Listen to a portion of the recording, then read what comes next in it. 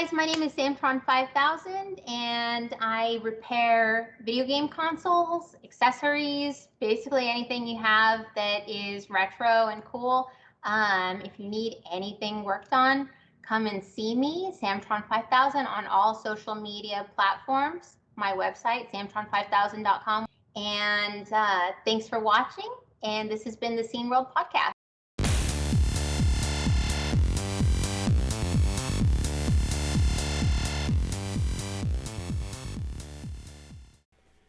It's the Scene World Podcast. I'm AJ, and that's Jörg over there in Germany. Yeah, it's true. And in the US. Yes, that's where I am.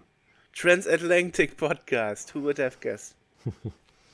In a minute, we have Francisco Gonzáles, Grundislav Games, to talk about his game. Rosewater, exactly. Rosewater, yes. Yeah.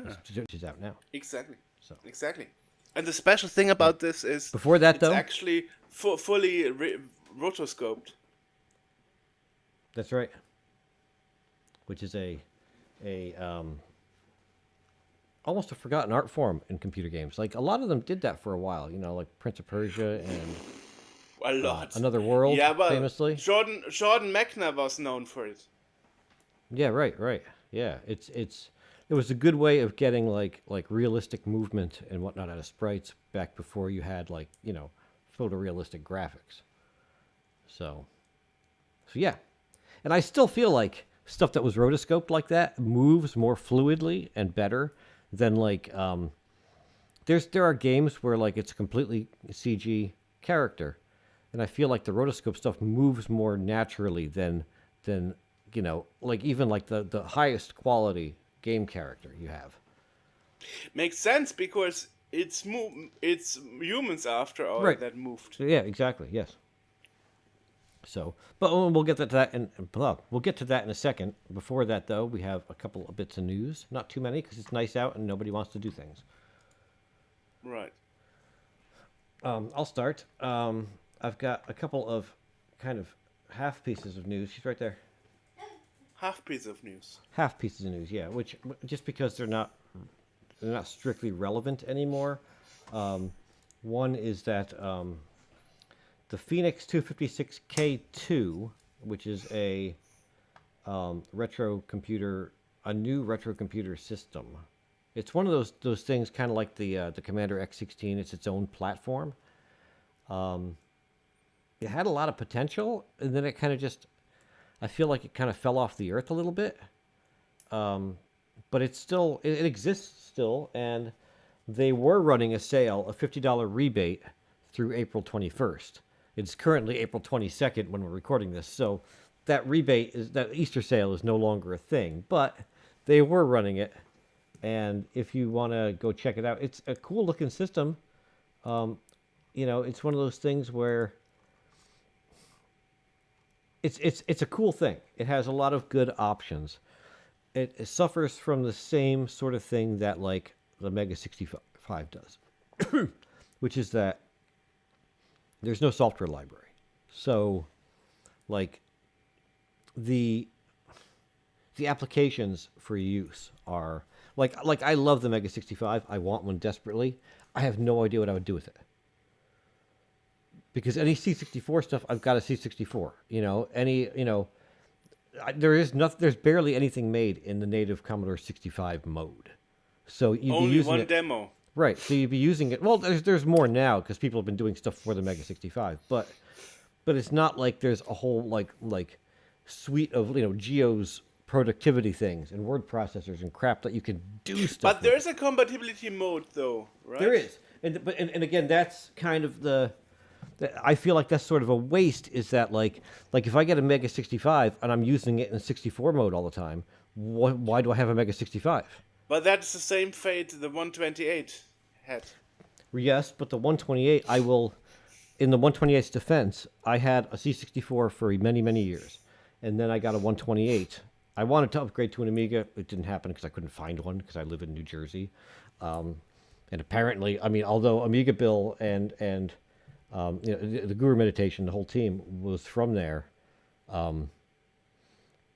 evidently, Amigas existed, but I never saw one. But And mail order wasn't a thing? it was a thing, but it was, it's. I was a kid at the time in the 80s and early 90s, and getting your family to drop money on an Amiga when you have a perfectly serviceable C64 sitting there, and you're freaking 13 years old,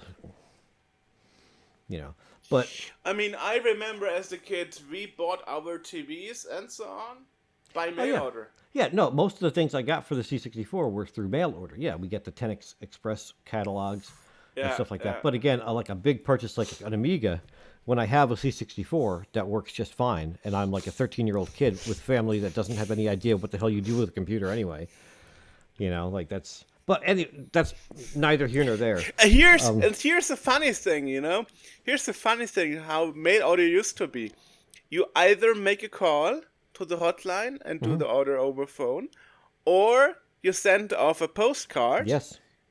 When you send off a postcard at that time, because since 2025 that's no longer the case, but until 2025, you knew that over 90% of all post arrives the next day within Germany.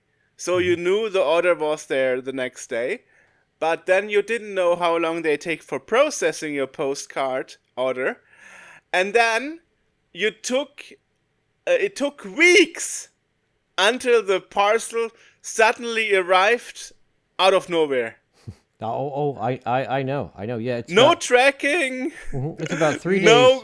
It's about 3 days here in the U.S. for a 3 days for a letter to get from one place to another, and then you usually would send in the postcard with a check, so you've got to anticipate that coming out of your bank account, So check. No, we didn't use check, even though cross check was a thing, but nobody would do that in Germany. Mostly, we would do COD, cash on delivery. Oh, that's the thing. That was. I don't recall that ever being an option when I was buying stuff in the U.S. I know it was at some point, and some places would do it, but a lot of them wouldn't because you could get, you could be out if the person isn't home or doesn't feel like paying or whatever, then you're out the money you just spent to mail that. So a lot of places would not do that, would not do cash on delivery. But either way, what was I talking about? So I had a 64 for a long time. I wanted to get an Amiga, couldn't. I found a C128, and for the last, I would say, 2 or 3 years of my Commodore using time, I used a 128 almost exclusively in C128 mode. For GeoS mostly. No, I used. There was a text editor that I still adore. It's the Craig Bruce, the Z editor, Z128. I used to use that a lot for writing. I had Dialog 128 was a terminal program. The two big ones on the 128 are DesTerm and Dialog 128. They're both ANSI, graphic things. I prefer Dialog to DesTerm. I don't remember why, because it's been a long time since I used it. But I used to use that thing to go onto the BBSs and whatnot. And my email at the time, internet email, was through a BBS that I would call. And I would call that BBS, download a file called it's a Quicker Packet, QWKRR, I think it is. It's basically a format for emails to live in. And then you pull that into a Quicker reader on the 128, which will give you all your emails, you reply to them, and then I'd log back onto the BBS later on, upload that packet to send my emails out. But yeah, for the last couple of years, I used that almost entirely in 128 mode. So it does have quite a few good pieces of software that make use of the 80 column and all that. But again, if I would love to have a Mega 65, but there's not that much that I can do with a Commodore 65, and using it in the 64 mode just feels like, why would I, it just seems like a waste of the capabilities of the machine. If that makes any sense, Okay. That's just, it's just, why I like that's why I have my 64 hooked up. I've got a 128. It lives right over there under a cover. All that stuff is kind of sitting on it. I haven't used it because I don't need the 128 mode. I'm not going to use it at this point. So what's the point of lugging that thing out and using that over the 64? Right. When the 64 is entirely capable of doing what I want it to do. But I interrupted you at the check bit. So you used to send a check? Oh yeah. No. I mailers? was just saying that you'd have to. Not only would you not know when they were processing it, but then you'd also have to anticipate whatever money you sent as a check to come out of your account. So usually you would just, and this is back in the days when people would like write, keep track of their checks by hand, and so you'd have to write down in your checkbook, what came out when, and hope that actually came out so that at the end of the month your shit was all balanced. But anyway, that's neither here nor there. We were talking about the Phoenix F256. The good thing is about turning 18 in the year 2000. I got home banking from the very start. As an adult, I never had to deal with any of that. My parents did, but not me. Yeah. So, yeah. I mean, that's it's gotten even more interesting these days because when I came, I turned 21 in 2000, but 21, yeah, right. Yep. I turned 22 maybe because 98 I would have turned 20, 99 was 21, 2000 was 22. I don't know, but either way, I started with having like a regular bank account. I did do most of my banking, not online, but ATMs and stuff like that. I balanced my checkbook by writing that my deposits and withdrawals down for about a month, and then I was like, this is more math than I want to do, so I just stopped. But nowadays, even I feel like an old man because you used to be able to. My bank now, they don't want you to come inside. There are a couple of ATMs in the front, right? If you have a problem, if you need to talk to someone, there's like a button you push and you do a video call on the ATM with the person sitting inside the bank. It's like they don't want you. You used to be able to go in and like be like, hey, I want to deposit this check or I want to withdraw this money. And now it's like, no. You call someone on the ATM to do it. You don't do it. Really? Yes. Is that? Yeah. We can still go to the ATM ourselves. No. I mean, yes, I can go to the ATM and deposit something or take it out. If I want to take out more than, because a bank usually gives you a limit. They're like, you can only take out $500 a day or some bullshit. If you want to go past that, you got to talk to somebody. And to do that, to talk to someone in the branch, you have to like push the button and talk to them on the screen. Oh, we don't have a screen. We just go into the bank then. Yeah, it's fairly new, and I feel like such an old man because I'm like, I want to go in and hand over my paper. I've got a jar of pennies I need to turn in. Like. I mean, we have those parcel stations here in Germany that you also have in other countries, but I don't know if you know about them, where you would drop off your parcel, and a mailbox. No, it's actually it's called it's a parcel station. Let me show you.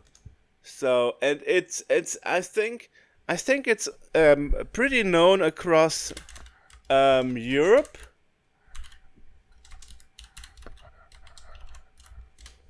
It's a company. Let me show you. So. Oh, it's like a big locker, like a bunch of safe deposit boxes. Yeah, exactly, exactly. Yeah. So, wait. Let me show you. So,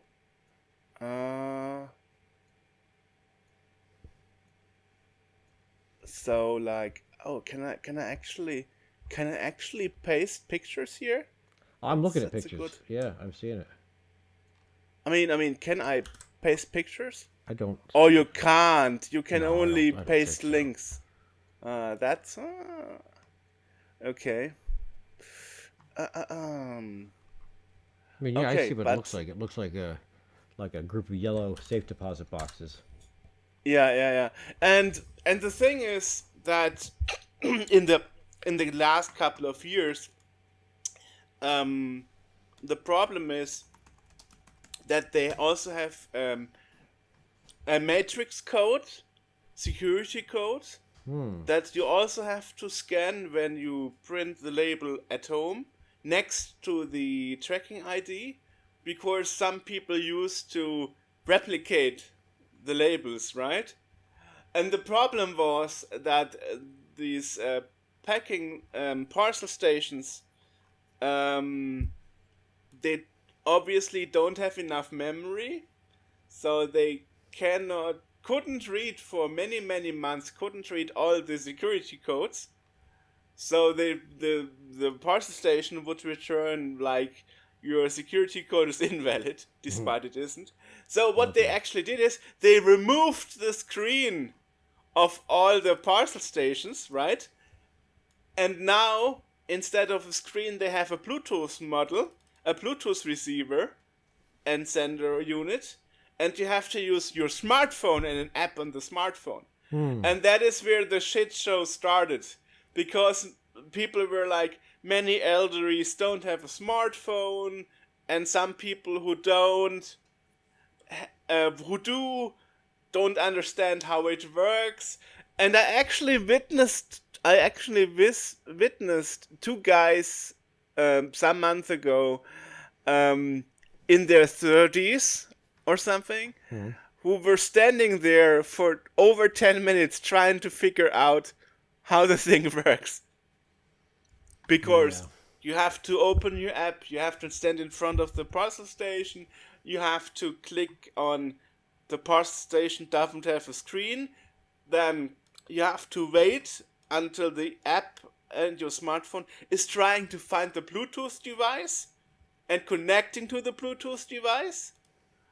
And then on the parcel station there is an indicator indicating when you are connected to the parcel station, and then you control the parcel station on your smartphone.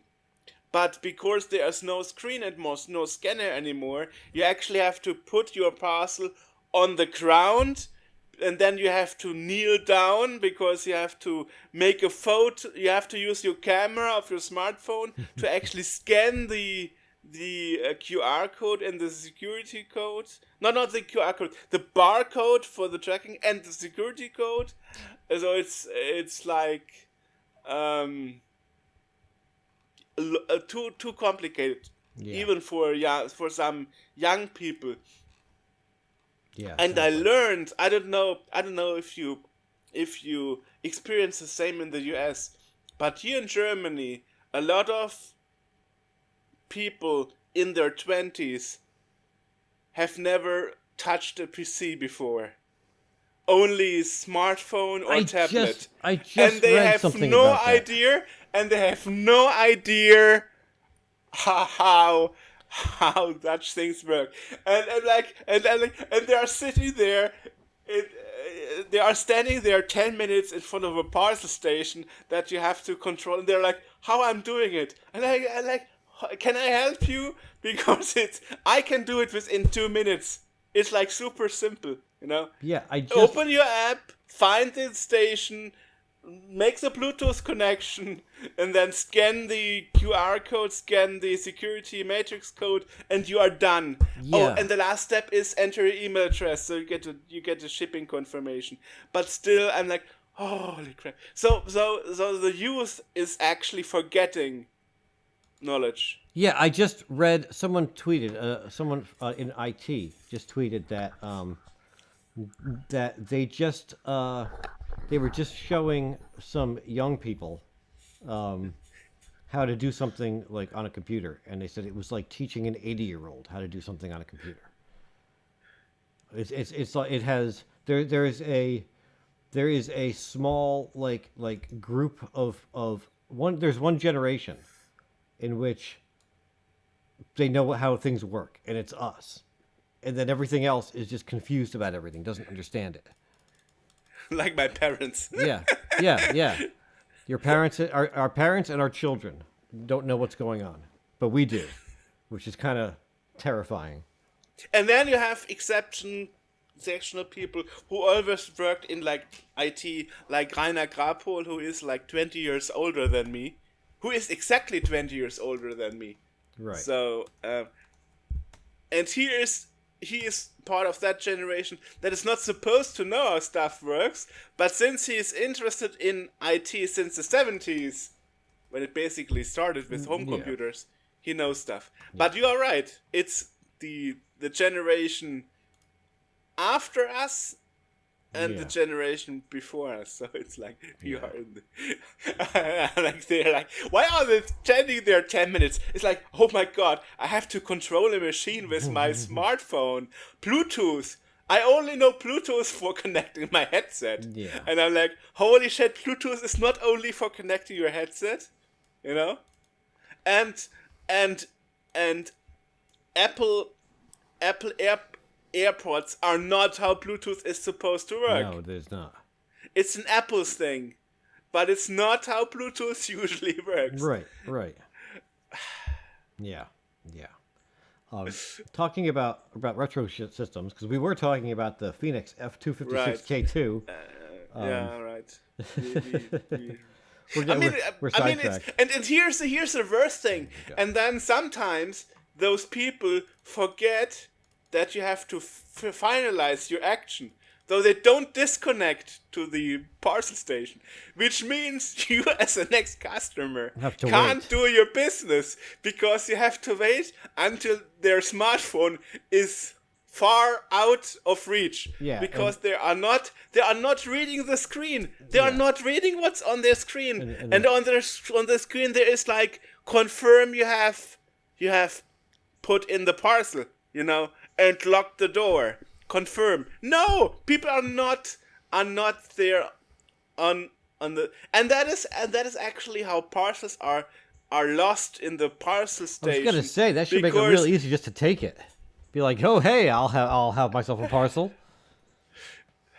And sometimes you have like you open a door and you want to put in your parcel because the station thinks the parcel is empty. But no, it's actually having a parcel inside because the last person before you didn't confirm that he put the parcel in. So the parcel locker, it's actually, in English it's called parcel locker actually, So the parcel locker is still thinking like the locker is empty. Yeah, it's like, holy crap! I like, it's not so hard. It's basically read instructions on the screen. Yeah. But also the second problem is youth has a low attention span.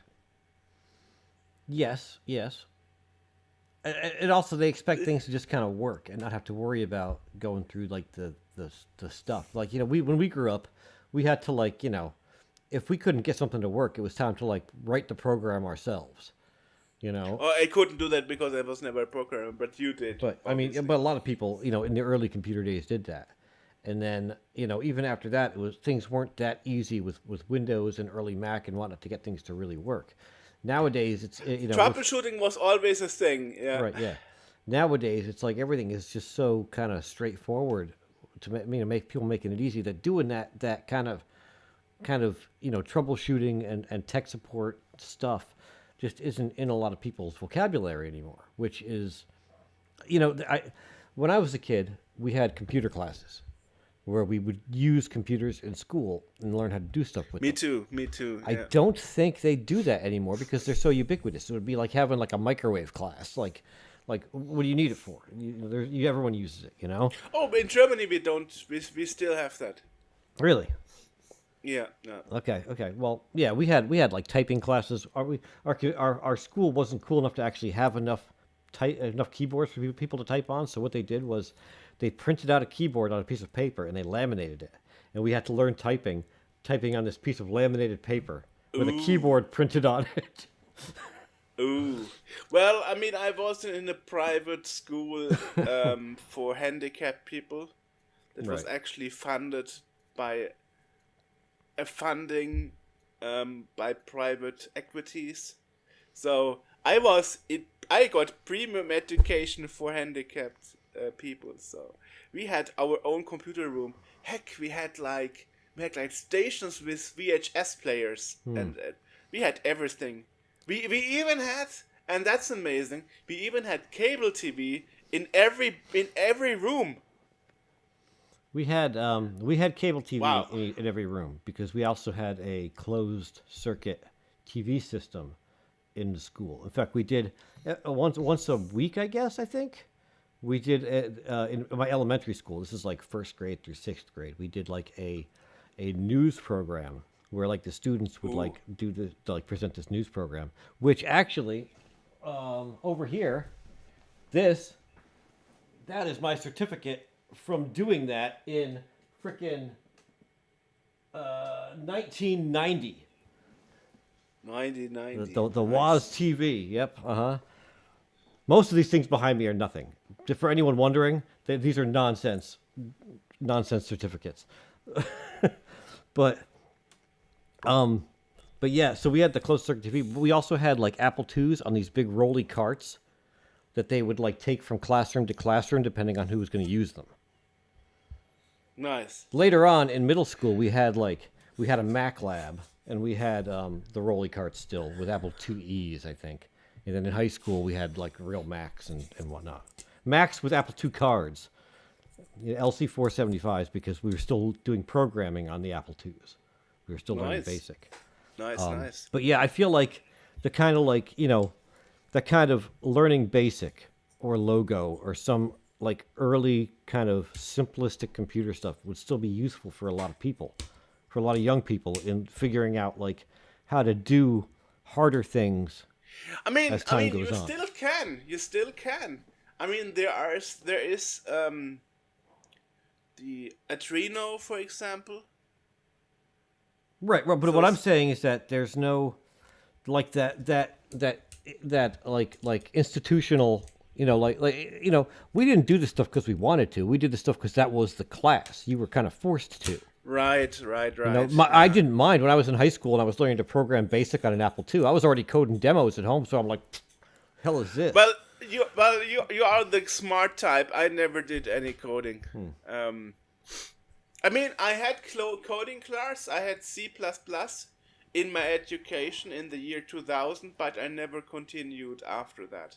I coded But- we had to write a BASIC program in I don't know what grade it was, high school, on the Apple II, and I went home and I coded it on the 64, and then I took like I think it was like 2 days. I think it was like a weekend or something, where I basically translated that code to Apple II code. Only time I ever coded anything like in like assembly on an Apple II, and it worked. And I blew people. It was I did like the like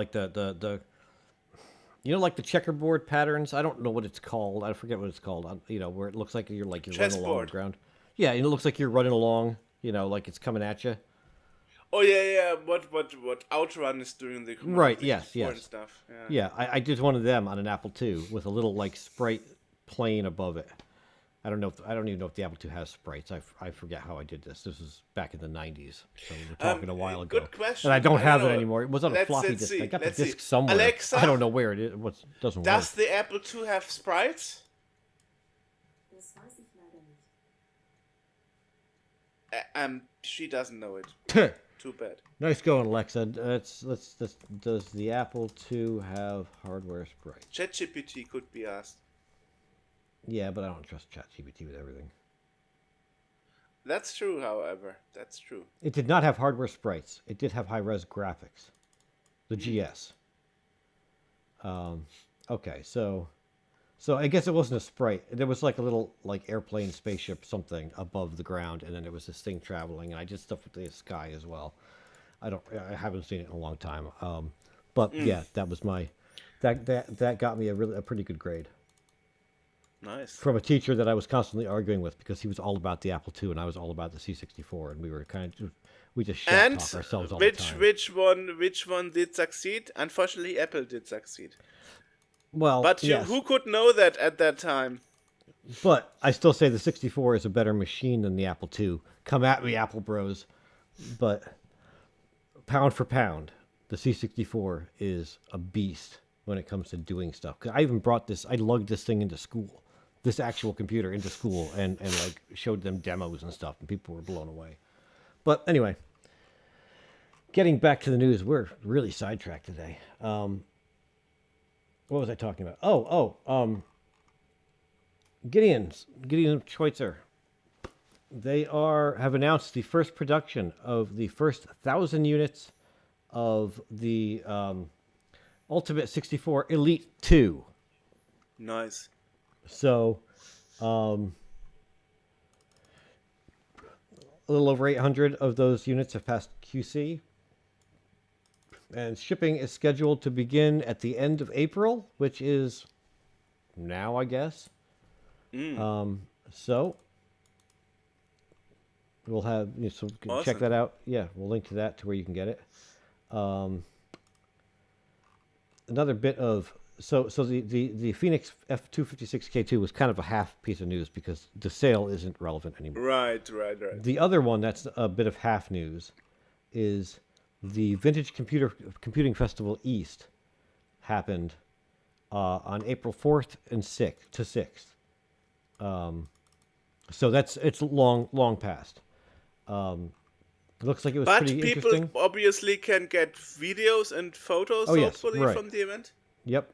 There's pictures and photos up of it. I didn't make it this year. Some stuff was happening. I couldn't leave to go up there. I did talk to a couple of people that had gone, and I was informed that I was told that the I guess the consignment area was larger, which would be nice, which is nice. But yeah, there were some cool things that happened there. I know Donald Pleasance. No, David Pleasance. David Pleasance. Who the hell's Donald Pleasance? I don't know. David Pleasance yeah. was there. I'm kind of bummed that I didn't go just for that. But what you gonna do? And the usual, Bill Hurd, Guru Meditation, the usual dudes are, we're hanging out at the place. But I haven't been there in a couple of years. Maybe I'll get there again next year, hopefully. You should. Yeah, I miss going to that. Also, a video game con. I haven't been to that thing in a hot minute either. I feel like it was just like the other day, but it was like 2016 that I was last there, which is like 9 years ago. But you went there Doesn't two feel that times. long You said ago, the man, second but time I guess it wasn't so was. nice, you said. Yeah, I don't know if they're still doing it. I know they stopped during the pandemic. I don't know if they started back up again. I gotta check that. Anywho, my final bit of news. This is an actual bit of news, which is fascinating. After 35 years of not being a thing, Compute's Gazette is back. Which anyone that's wondering what Compute's Gazette was, it's essentially, it is an early C64 publication, similar to Lodestar. They came with, I believe there was a disc that came with it. I want to say that it was also an actual like physical magazine. I never got one. I never had a Compute's Gazette, to my knowledge. I might have some in my magazine pile over there, but I do have a couple of discs that say that they're Compute's Gazette. So, and I thought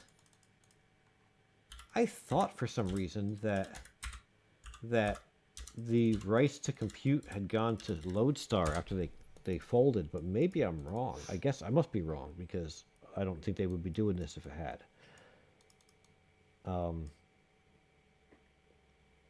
But yeah, so Edwin Nagel is the president and founder of Compute Publications, and he is leading it. Nice. So that is available. You can check it out.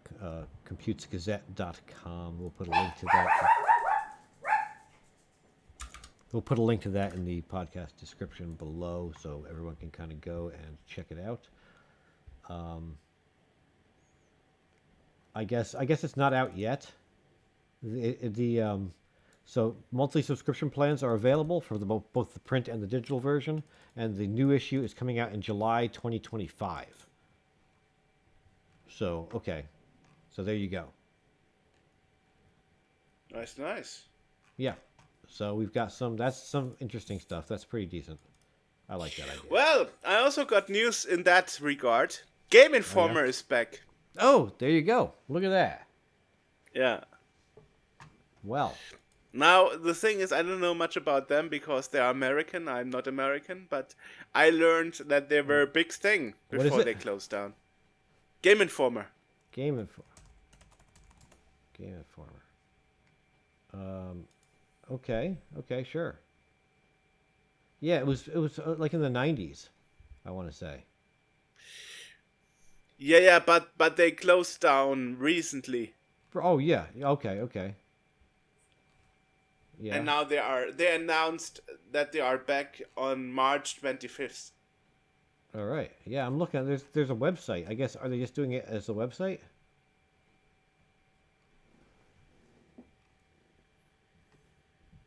Come on, man. What? No, it's a physical magazine. Okay. That's what I'm asking you, because I'm looking at the website. I don't see anything about a physical magazine on the website. I see. They returned 25th in March. I guess it takes a bit. Okay. They made an announcement. Yeah, it was. I don't know if you go. I don't know if it was actually physical. I don't know the magazine. I'm not American. You are the one. It was. Who It was. know. It was a physical. It was a physical magazine. So yes, it was a physical magazine. But I'm just wondering, are they doing that again? Because a lot of I see the website, and it's like a news aggregation website, where it's like all these different articles and stuff on the site. So I don't follow them, so I don't know. It says the entire team is back. Yeah. Yeah.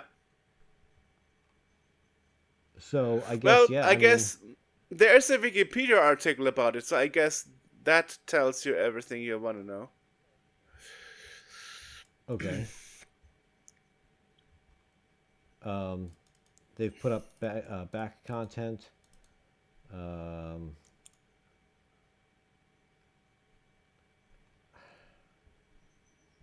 So what I'm reading, okay.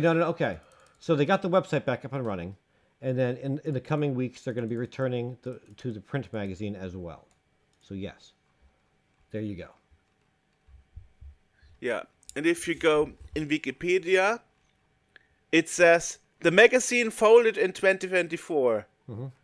The website's content was deleted and replaced with a splash page announcing its closure for the links to the website. Aftermath reported that that there are independent archival projects in the work. So in 2024, last year, they actually folded. So that means it only has been non-existent for a few months. Right. Yeah. And here's the thing. Here's the thing. Do you believe that they will be successful? Because there's actually conspiracy theories, because the new company who took them over is actually software development company who never developed any games yet, and they have headquarters in Ukraine, Frankfurt, Germany, and London, UK. So there are conspiracy theories that the magazine is brought back because all the parties that are involved in the war are funding it. What? And also a second What? thing. How? In what way would? In what way would would bringing back Game Informer magazine benefit anybody in the Ukraine war? Control the narrative in the On magazine. on Game Informer? And Oh also yeah, a yeah. second When I look for late breaking Ukraine war news, I look at fucking Game Informer. What? And second thing, the conspiracy theories we're talking about is why didn't anybody of the former staff find a new job? How can they be all returning to the magazine? How is that possible? Well, if maybe they're bringing it back in terms of like, I'm sure they're not. Maybe they haven't brought back everyone on the team. I'm sure there are some low-level Yes, people. Probably they the brought writers and everything editors. of the yeah. Writers and editors, yes, I'm sure that there are. But like maybe like some lower-level designers or typesetters or whatever. Maybe not. But yeah, I mean, if it was only a couple of months ago that it folded, you're going to have, in the U.S., if you're let go from a job, you're usually given 6 months of unemployment. And who knows if they were given any severance with that, or they're just canned. Who knows what the agreement was at the end of that, But it might also be because that's some sort of thing that maybe you can do that, whilst you're doing something else. Maybe that wasn't everyone's first job at the time. Writing an article for Game Informer isn't like your 9-to-5 job. Well, I guess they were talking about staff members in their announcement. Okay. Yeah. They said they brought back all their the whole crew, which to me is the creative crew, the writers and the editors, the people responsible for the content. Because if someone I don't know, some other person in the background isn't there, you're not going to notice. You as a reader isn't going to notice that. Perhaps the one who's doing the layout. Right, exactly. So Gonzilla Games, they are working on. There is a game there's a trailer for. It's coming soon to Xbox 5 or PlayStation 5, Xbox, and PC. It's called Off the Grid. There's a website for it. I mean, it's I don't know. They're an up and come. It's interesting. Maybe I'm curious what Gonzilla Games. What's their story? What's their deal? Are they? Does anyone, are they part of like another conglomerate? A lot of game companies are kind of owned by the same thing. So you don't think it's suspicious that they have offices in Germany, Ukraine, and London?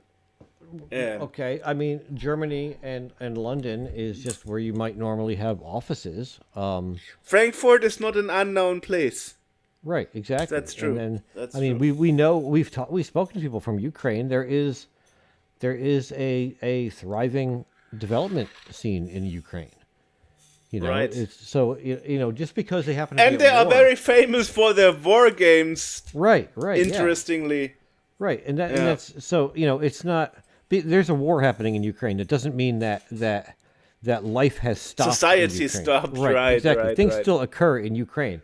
Not all of Ukraine is a war zone. There are still people living peacefully in Ukraine that are not being blown up or attacked by Russians or whatever. It's not. There's a front. The Russians are here. Ukrainians are elsewhere. It's a big country. So. Well, not so big. No, not so big anymore, unfortunately. No, not as big as it was, but it's they're holding their own. I'm not gonna. It's you have to keep doing. You can't just kind of give up and life continues even though bad stuff is happening. I don't see if like, if some weird Russian company was like buying, a major news outlet, or, something where you're going to see where it's going to be like easy to push things at you, that's one thing. But You are out of frame, by the way. You may wanna move a bit. no, you don't have me full. You don't have my full frame looked in. I mean, I can just tell you what I see on my So side. we're widescreen. But yeah, if they wanted to like push propaganda, you could buy like a media outlet or something where it's easier to do that. But Game Informer, I mean, is that really gonna? How many people are you gonna reach? Are you gonna sway opinions in Game Informer? I have no idea. Just telling you what the YouTuber coverage was. Yeah, I don't see it as I don't see it as particularly suspicious. Especially since they aren't replacing the staff. The staff are all the same. If they were bringing it back and it was all like Russian oligarchs or something, then maybe I'd scratch my head a bit. But bringing back all like the normal the regular American journalists and whatnot that worked in that. So, why do you think a game company yet to have to release their first game is interested in bringing back an old American gaming magazine? Well, Paper magazine. Why the question is, why were they shut down to begin with? They were owned. Oh, okay. So the publisher was GameStop. No, GameStop. Yeah, GameStop. Woo! So yeah, I mean, GameStop is not having the best of times. In Germany, they closed this year. Right. They are. We don't have GameStop anymore in Germany since Right. this year. They closed this year. Yeah, it was their own video game magazine, which is Game Informer. Yeah, over 400 stores were closed in 2025. So we're not even 5 months into 2025, and they've closed over 400 stores. And they are on pace to close more than twice as much as they did in 2024. So they all and in March they also announced a plan to use its cash reserve to buy Bitcoin. So yeah, GameStop is not exactly the most solvent of companies, and I could see shutting down things that it thinks maybe aren't making that big of a deal, or aren't making that big of an impact on their business. But yeah, and it could make sense for an up and coming, a company that.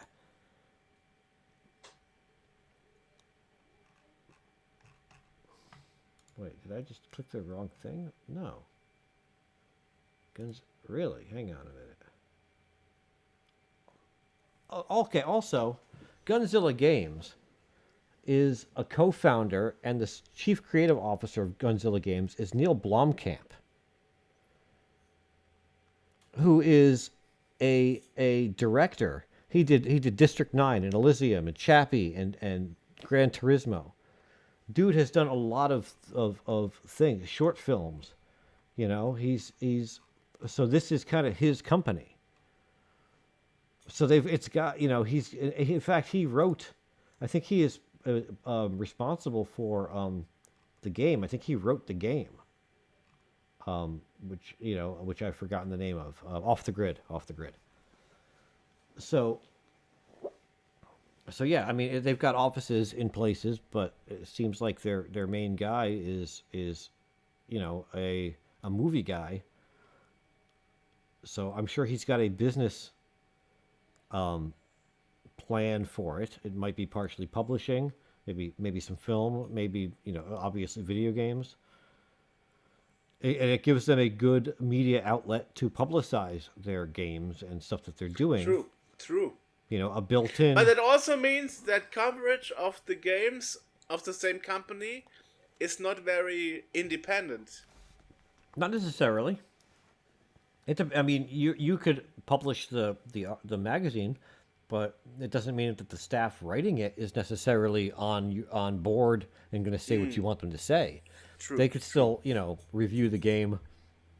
And honestly, the reviews, you know, you want to build up hype before you release the game even. And so, like, you know, the reviews might not be that big of a deal to them once the game is out, you know? True. It might be the coverage before Right, the final exactly. game. Yes. Yeah. So, yeah, I mean, it's a... Yeah, I don't see anything terrible about that. Right. And good on them for bringing it back. So you are not part of that conspiracy theory No. mob. It takes so much effort to be a conspiracy theorist. It takes so much effort to worry about things that are stupid. I know. Well, that's the thing. That's the thing. Anyway. It takes so much effort to try to come after us for saying some things that maybe you didn't like about. Cosplaying. Well, I wasn't thinking cosplaying. I was thinking the current administration. Ooh. Yeah, I mean, hey, when we did our Roy Schild interview, I actually had to block some people from commenting on our YouTube channel because they were accused of this interview being AI. Yeah, that's a man. Like, I remember the first time this came up, your reply was like, "I wish it was AI." Those interviews would have been so much easier if they were actually AI. That was a period of time in my life, and I'm sure in yours, that I'm not keen on doing again. The calls with people. There were so many people that I had to talk to outside of the podcast to get context. Remember that crap? Yeah. Well, the Twin Galaxies mud. Yes. I have never. Okay. For people at home. All right. Jurg usually gets people on the podcast and usually does the bulk of the research before we do this. Thank you. Yes, Thank you. I am. The way that I always approached this was that when I listen to interviews, when I listen to other podcasts and stuff, my brain is like, I want to ask something about this. I want them to elaborate on whatever they just said. So sometimes I'll do some research, so I know what we're talking about. But generally, I don't plan anything out so that I can come in the regular course of the conversation and ask some shit that I just want to elaborate on, that I don't understand, or I want to hear more about, or whatever. So there isn't a whole lot of extra stuff that I do for this podcast whilst not sitting here talking to Jurg on the podcast. I'll do I'll sync up the audio and video. I do some engineering now at this point. Thumbnails. I do the thumbnails, yes, and some other small things like that. But I mean, you did some leading in network topics and stuff. Yes, where right, I have no right. idea. Right. But generally, Randy Farmer, for example, you Right. you pulled up that one. Right, but generally, outside of actually sitting here and talking to people, I'm not usually the one writing the emails or making the phone calls or doing the other stuff around it. And with Roy, there were other people that held records or were good at game and whatnot, and it was like we had homework to do where we had to call people, and I'm sitting there calling people, cold calling random dudes that hold a record in something to talk to them about, to get their side of this particular story before we go in and get it from Roy, because we had talked to him once, we're going to talk to him again, and he's like, Yeah. talk to these people before you come back. So Right. I'm like, all right. So Yeah, and so it I had turned to sit out- there I had to sit there and talk to people cold calling, which I hate. I hate calling people that don't know me and being like, "Hi, I'm this asshole from a podcast." I'm doing this all the time. Yeah, I know. You don't mind doing it. It gives me, it makes me feel like my butt is glowing. It's a weird, like, I don't like it. But yeah, so that was just a period, like a couple of weeks where like it was just every day it was like coming to work. It was like I had to get up and go downstairs and start making calls and sending emails and dealing with stuff to get this, to facilitate this. And then people turn around, that's not really him, that's AI. Fuck you. You tell that to the week of my life I'm not getting back. Well, it turned out, in the end, all he said that we didn't believe was true was actually how it turned out. Mm-hmm. Yes. Surprisingly. Yes, yeah, we came into it like this dude is out of his mind, and we left into it like, wow. It's actually true. Yeah. And we actually spoke with Robert Mersak afterwards, and he said like, yeah, it's totally true. Like, okay. There were people that we talked to that we were like, yeah, we should have you on the podcast, and they said, yeah, well, I'll do that, and then we just never followed up with that. I think we were so hungover after that, we were like, oh, we don't want to look at this again for a while. Just put these people aside. Well, I mean, the topic cooled down. Nobody cared about it anymore. Right. Yeah. The topic cooled down, but when it was still hot, we have been on there. I mean, what people don't realize that many people wouldn't talk to us for a year because of that. Yeah. They were like, nope, I'm not doing any interviews. So it took us a year or longer to talk to some people. We should make a playlist, honestly, of the podcast episodes wherein these are all interrelated concepts. Because we had, we did the two with Roy. We did one with Walter Day, and we did one with Walter Day and Casey Ross. Right. All these people that are all interconnected in the same stories, and then like kind of just put them all in like one playlist of like, here's this our slow descent into madness. And then we have the one with Neo Habitat that was a year apart. Yes. Before we spoke to Randy Farmer, because he had a heart surgery and barely survived it and stuff. Right. Yeah. That's, there are actually, we actually made some interviews that are interlocked to each other. Right. Yeah, true. Yeah, right. Yeah. But there were a lot of like, we had these, and they were slowly all leading up to the grand finale, the crescendo of Roy Schilt. Right. And then once we were done, I mean, afterwards we had Robert Mersak, so I guess Robert Mersak was the one who finalized it. Yeah, he was the last one on there. Right. Yeah, I mean that whole deal. I'm so, the Twin Galaxies game, best gamer stuff. I'm so exhausted with the whole thing. I still say that that Twin Galaxies should not be the sole arbiter of who holds records in games, because it's so friggin' political and ridiculous. And we've seen. I'm not a Billy Mitchell fan. I met the guy a couple of times, but he's not like, he's not my favoriteest person in the world. But I mean, he got a raw deal, and we were questioning that too. We were like, yeah, but did he? And then like after all this stuff, we're like, oh wow, these people there are some shady mofos running in the background here, and it's like, it just seems so.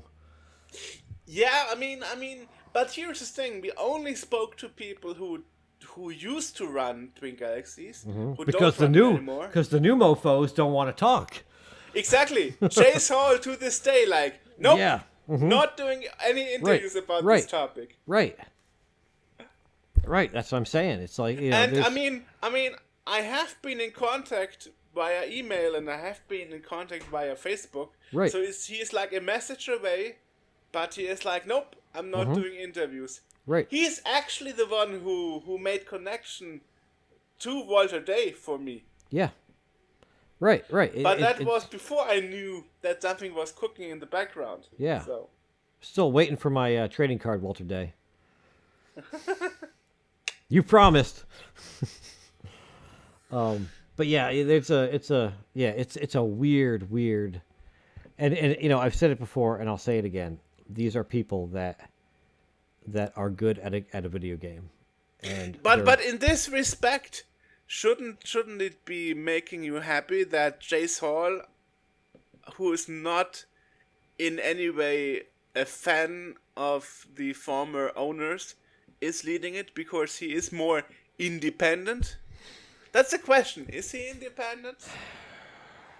No, nobody's independent. That's what I'm saying. Like there needs to be more than a single person. company and one single Right. person or group of people.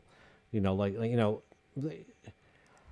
design by committee is generally, a bad thing. You don't want a whole group of people with their hands in it. And this is one instance in which I feel like that would be a good thing, to have like representatives from a bunch of different places that can all contribute to maintaining like the records of who has the highest score of whatever. A lot of people that don't have, so sure, some are going to be biased, some aren't, but having a big like group of people that are responsible for auditing this, for interrogating all this, would be, I feel like, a lot better than just having, Twin Galaxies being basically the Guinness of this, and Guinness itself is problematic. So, yeah, that's my take. That would be interesting, actually. Talking to Guinness. Good luck with that, because they don't want to talk either. You think? Mm-hmm. We never asked. I mean, they don't really have anything to do with us, but we don't have anything to do with that. We could ask how the record stuff works. I mean, I think that's pretty well documented. You just got to look it up. Okay. Yeah. Send over some referees to the podcast. Yeah. We're going to record anyway. the longest podcast in history, so you're going to have to send a representative to be on the podcast with us for, how many hours? I don't know how long the longest. That's probably not even a category. We'll make one. So someone will break the next day. Well, the thing is with arcade games and the likes, they are not sending referees. That's actually the thing. They are relying on whatever Twin Galaxies is telling them. Right. That's actually the issue. Mm-hmm. Yes. They are not sending out their own referees. Right. Yes. Mm-hmm. It's For example, when the biggest iPhone was released, like huge iPhone, like living size, yeah. they actually sent a referee from the Guinness Book of World Records to be there in verify person, it, making yeah. measuring and verifying it. Right. Well, And I mean, nowadays you have enough people who know how games work. I guess they could find somebody to send over. yeah, but the problem is that it's difficult to really say, like, I'm going to get the best score in a game today, so send someone over. It's one of those things where it's like you play it a lot and one day it happens. So yeah, in that instance, yeah, It's not as repeatable as right. Yeah, so film it. Yeah, film it and use that as as that. But I feel like there should be maybe like I don't know. It's such a weird.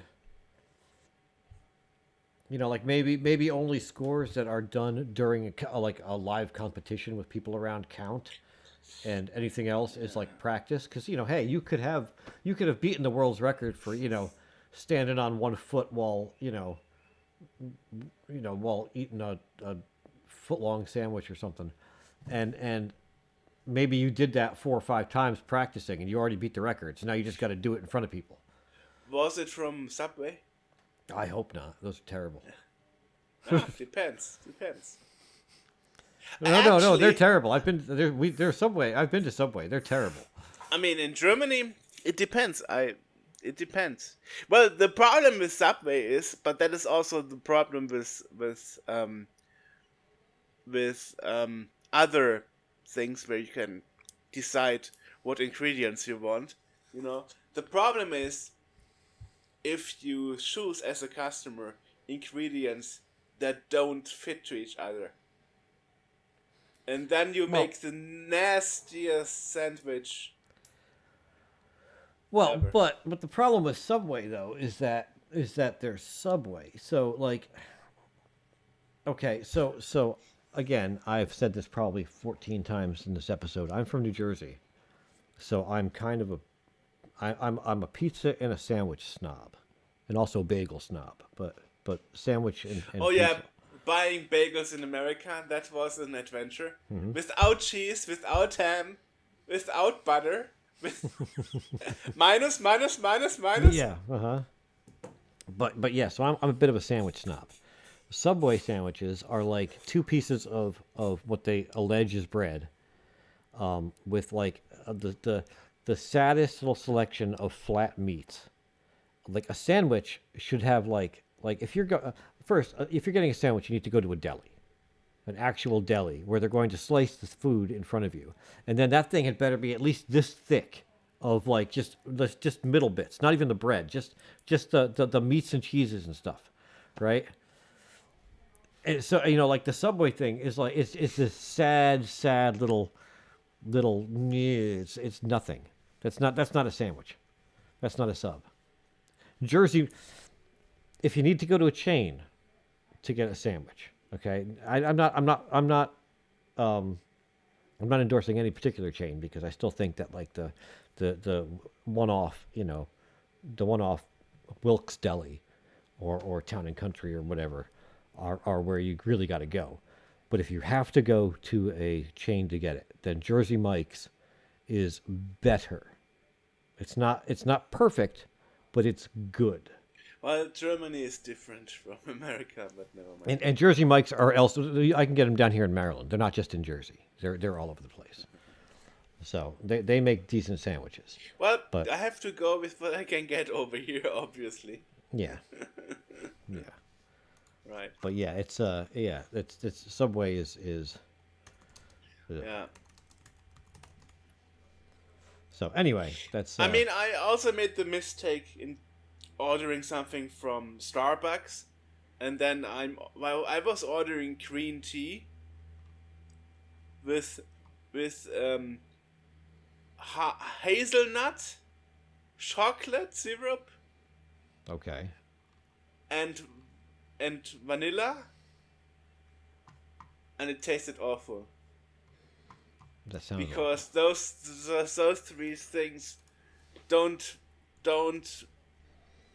combine well with green tea. It was awful. I will not But never eat mind. food. I will not eat food from Starbucks. I'm not.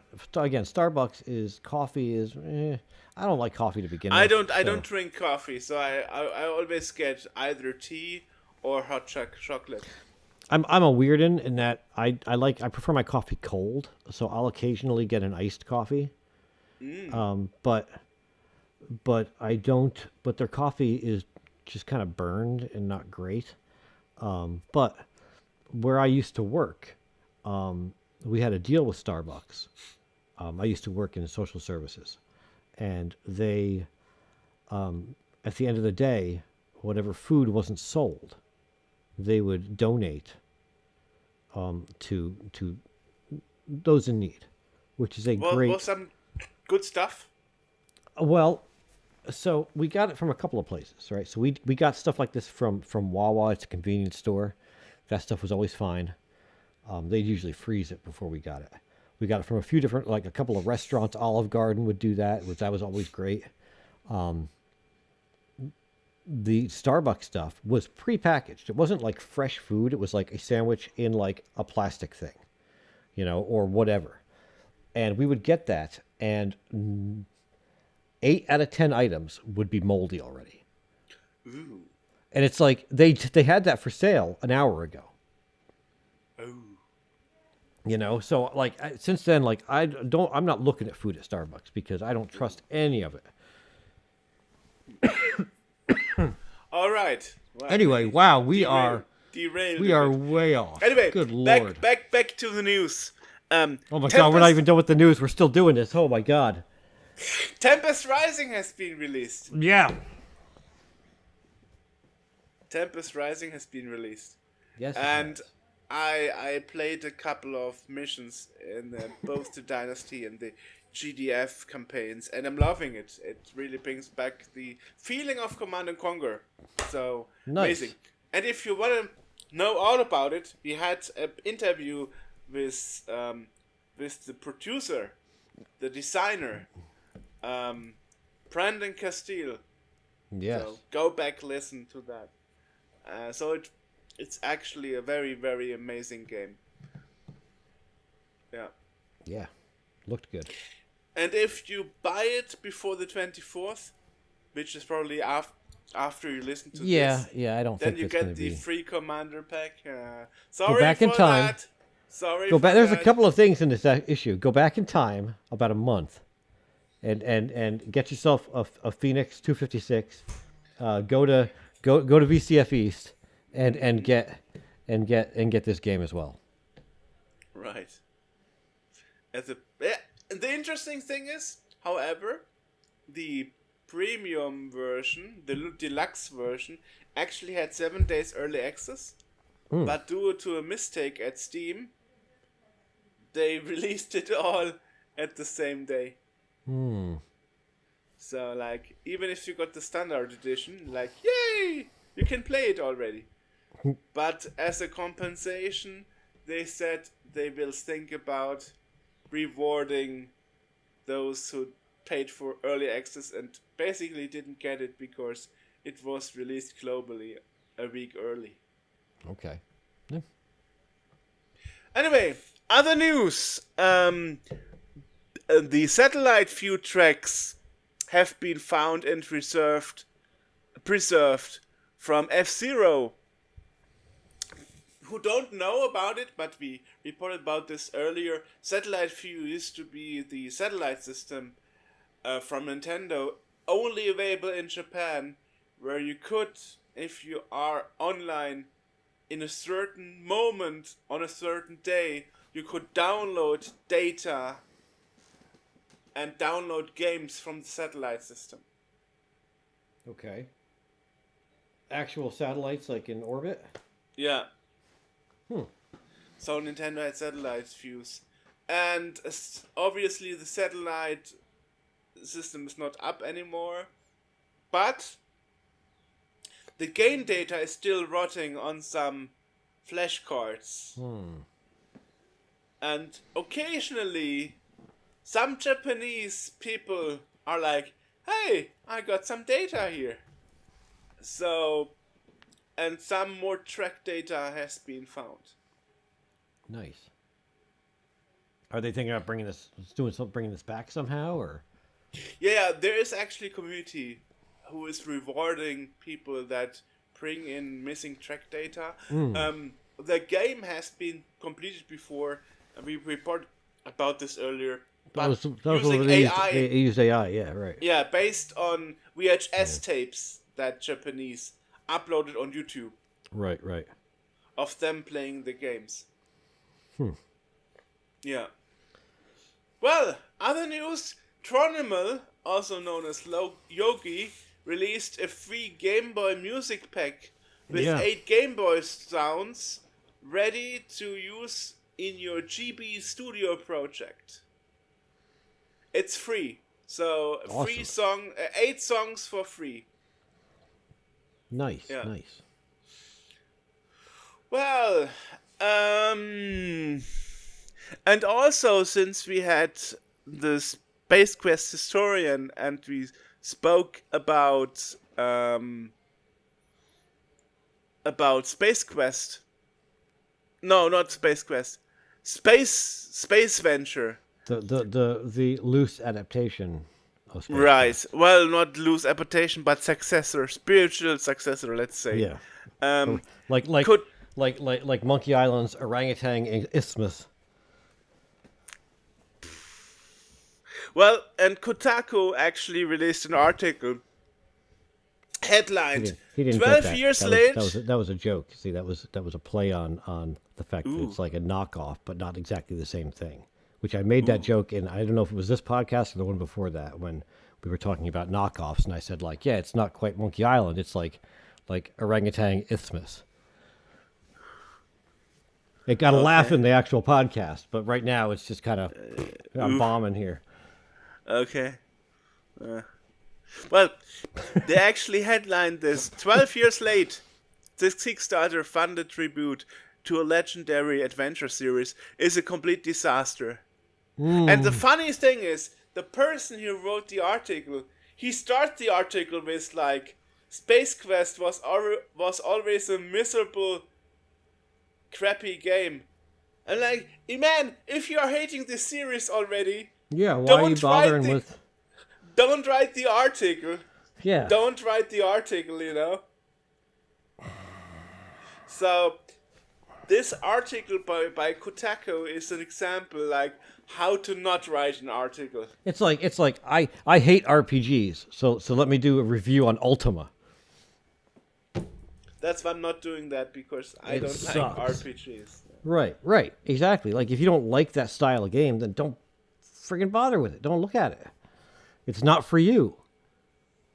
If I like that game and the game sucks to me, if it's like a Final Fantasy X, then it's, you know, and I happen to like those types of games, then that's a different story. But if I hate that to begin with, then I'm gonna hate this too. Well, and last news I've got, Mouse is raising money again with Crowdcube. Mouse is the company that is doing indestructible smartphone cases, Right. back packages, Okay. and they are doing crowdfunding again. So investor crowdfunding. That means $250 is the minimum you can buy as shares. And yeah, just thought I would mention it. Okay. I mean, Nice. basically, I don't own anything from them. Me neither. I'm just getting whatever is good on Amazon. Right. Yeah. But if you are into investing into companies big time and buying shares, as a reward, you the higher your share in the company, the bigger your your coupon is for lifetime, 10% off, 50% off, 20% off. So as a reward, you're actually getting lifetime coupons for all your sales. Purchases. I wanted to say purchases. Okay. Well, if that is your thing, there you go. Right now, it's all over YouTube. It was like YouTube was slapping this onto me all the time. Yeah. Well, that's that's it from my side. Yep, that's all I got. and yeah, but yeah, that's it. Oh, that wasn't a thought? Nope. Oh. Was just thinking about Game Informer, but we mentioned that. Yes, we did. If you want to invest in something, in that other mouse isn't your thing, then you can invest in already forgotten what the company's name is. Gonzilla Games. Does that sound right? Right. Yeah. Invest in Gonzilla.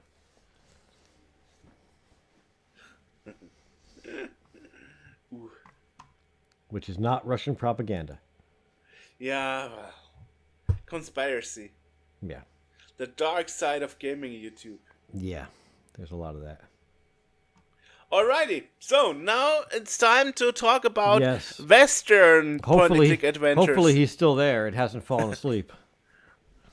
1 hour 18. That's a long news section. Yeah. Okay. And bloop. Bloop, bloop, bloop, bloop. Hello. So some last minute news before we continue to jump to the interview about Rosewater, and ask you to subscribe and like and hit the bell icon if you are watching the YouTube version of this. And also, I got some photo from AJ where he showed me a real sandwich versus ones from Subway in America. Anyway, recent news. Well, not last moment news, I would say. Farming Simulator 16-bit for the Mega Drive has been released and can be pre-ordered as a physical or physical premium edition. Well, the Mega Drive is called Genesis in America, on the strictly limited homepage. So if you want a physical release, get yours now. Also, Andrew Fisher's, our very own Andrew Fisher, last book can be backed, and it's called 64 Dreams. So don't miss out on that. And also, the Fear Sign issue 3 so can be backed on Kickstarter now. As you remember, Fear Sign is a physical horror game magazine who we interviewed a couple of episodes ago. So now, don't miss out the third issues Kickstarter and back. And that's it. And now let's jump to the Rosewater interview. Enjoy. So, today we have a returning guest, and today it's actually Francisco Gonzáles, also known as Grundislav Games. Welcome back to the show. Thank you for having me back. It's been a while, but here I am. It's a year actually. Yeah. Yes. Yeah. And last time we spoke about your history and game design and so on. And today we actually want to focus on the game you finished after 5 years, and that's Rosewater. Yes, 6 years actually. 6 Yes. years. Oh my god. Yeah. Oh my god. Yeah. 6 years and 2 months, if we're being 100% technical. But yeah, it was a long production cycle. Awesome, yeah. And especially because you rotoscoped the whole thing, right? I mean, I don't think that contributed to why it took so long, but I mean, it was several factors, but we can get into that in more detail if you want later.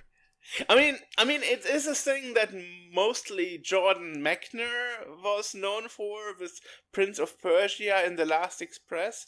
I don't know if there were many point-and-click adventures doing that, like, completely. I think so. I mean, the certainly some of the Sierra games, if they didn't use like pure rotoscoping, they definitely did video capture. I know that for like Gabriel Knight 1 and for like some of the mid-90s VGA games, there's a lot of sprites, like some of the Quest for Glory games. If you look at them, you can tell that they were obviously video captured. Sometimes they cleaned them up, sometimes they didn't. There are sometimes sprites that were like the you can still see some like pixel artifacts from when they converted it or whatever. But yeah, they were doing that for sure. I know that there was definitely like the blue screen people on treadmills kind of trend happening at that time. And I'm pretty sure that LucasArts did some rotoscoping with the sprites on the Dig, because those particular animations are a lot smoother than any of the other ones, and probably because that game was like more grounded in sci-fi and realistic than the other ones that were more cartoony. So, yeah. Is that the reason why I decided for it? To make it more realistic in the movement? I mean, that's why I did it, and also because it just, I mean, I'm not a traditional animator, and for me it was just easier to, when I started experimenting with it way back in like 2004, it just was easier for me from a production pipeline standpoint. And I've just kind of been trying to improve over the last several years and decades or what have you. But yeah, Jordan Mechner definitely is probably the one that's best known for it, because he was the most, like, I think he pioneered it with Prince of Persia, and certainly pushed himself with The Last Express. I mean, with the full screen characters and all of that stuff. So yeah, I actually had the opportunity to meet Jordan Mechner recently.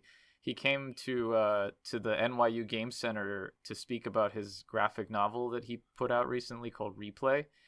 And he was doing a book signing, and I went and chatted with him very briefly, and I was like, "Oh, I make adventure games and I rotoscope them," and he's like, "It's a great technique, isn't it?" And I was like, "Yes, it is, Jordan." So that was my little, and then I was like, "Oh my God, I just met Jordan Mechner." And, no matter how long you've been doing it, you still get starstruck sometimes. But here's the thing: you're. I mean, I mentioned it the last time I spoke to you a year ago. You are kind of a celebrity yourself, at least in the adventure game studio scene. I mean, we had last episode we had the Space Quest historian on the show, and he was like, "Yeah, I'm good friends with him. He's a good hugger." I'm like, "Okay." He's a good hugger. Yeah, he said. He said Maybe, you hugged him. You hugged him when you met for the first time. Well, yeah, but that was also like pre-COVID, so I think I'm a little bit less touchy-feely nowadays, just for my own precautions. But I mean, I try, you know. But I mean, I don't know. It's weird that you say I feel like the word celebrity implies that it's like people will get starstruck if they meet me, and I can't fathom that happening. I think, yes, certainly, like I said last time, I think I'm known in the adventure game community just because I've been around for a long time, and it's just like, oh, that guy, he's still around. But certainly not like, oh my God, you know, I don't know. Right. I mean, it's nice. It certainly helps to, you know, put out a game and have people actually pay attention to it, but you know, aside from that, whatever. Yeah, I mean, also when we do those interviews and stuff for almost 11 years now, actually it is 11 years, you're sometimes getting used to, you know.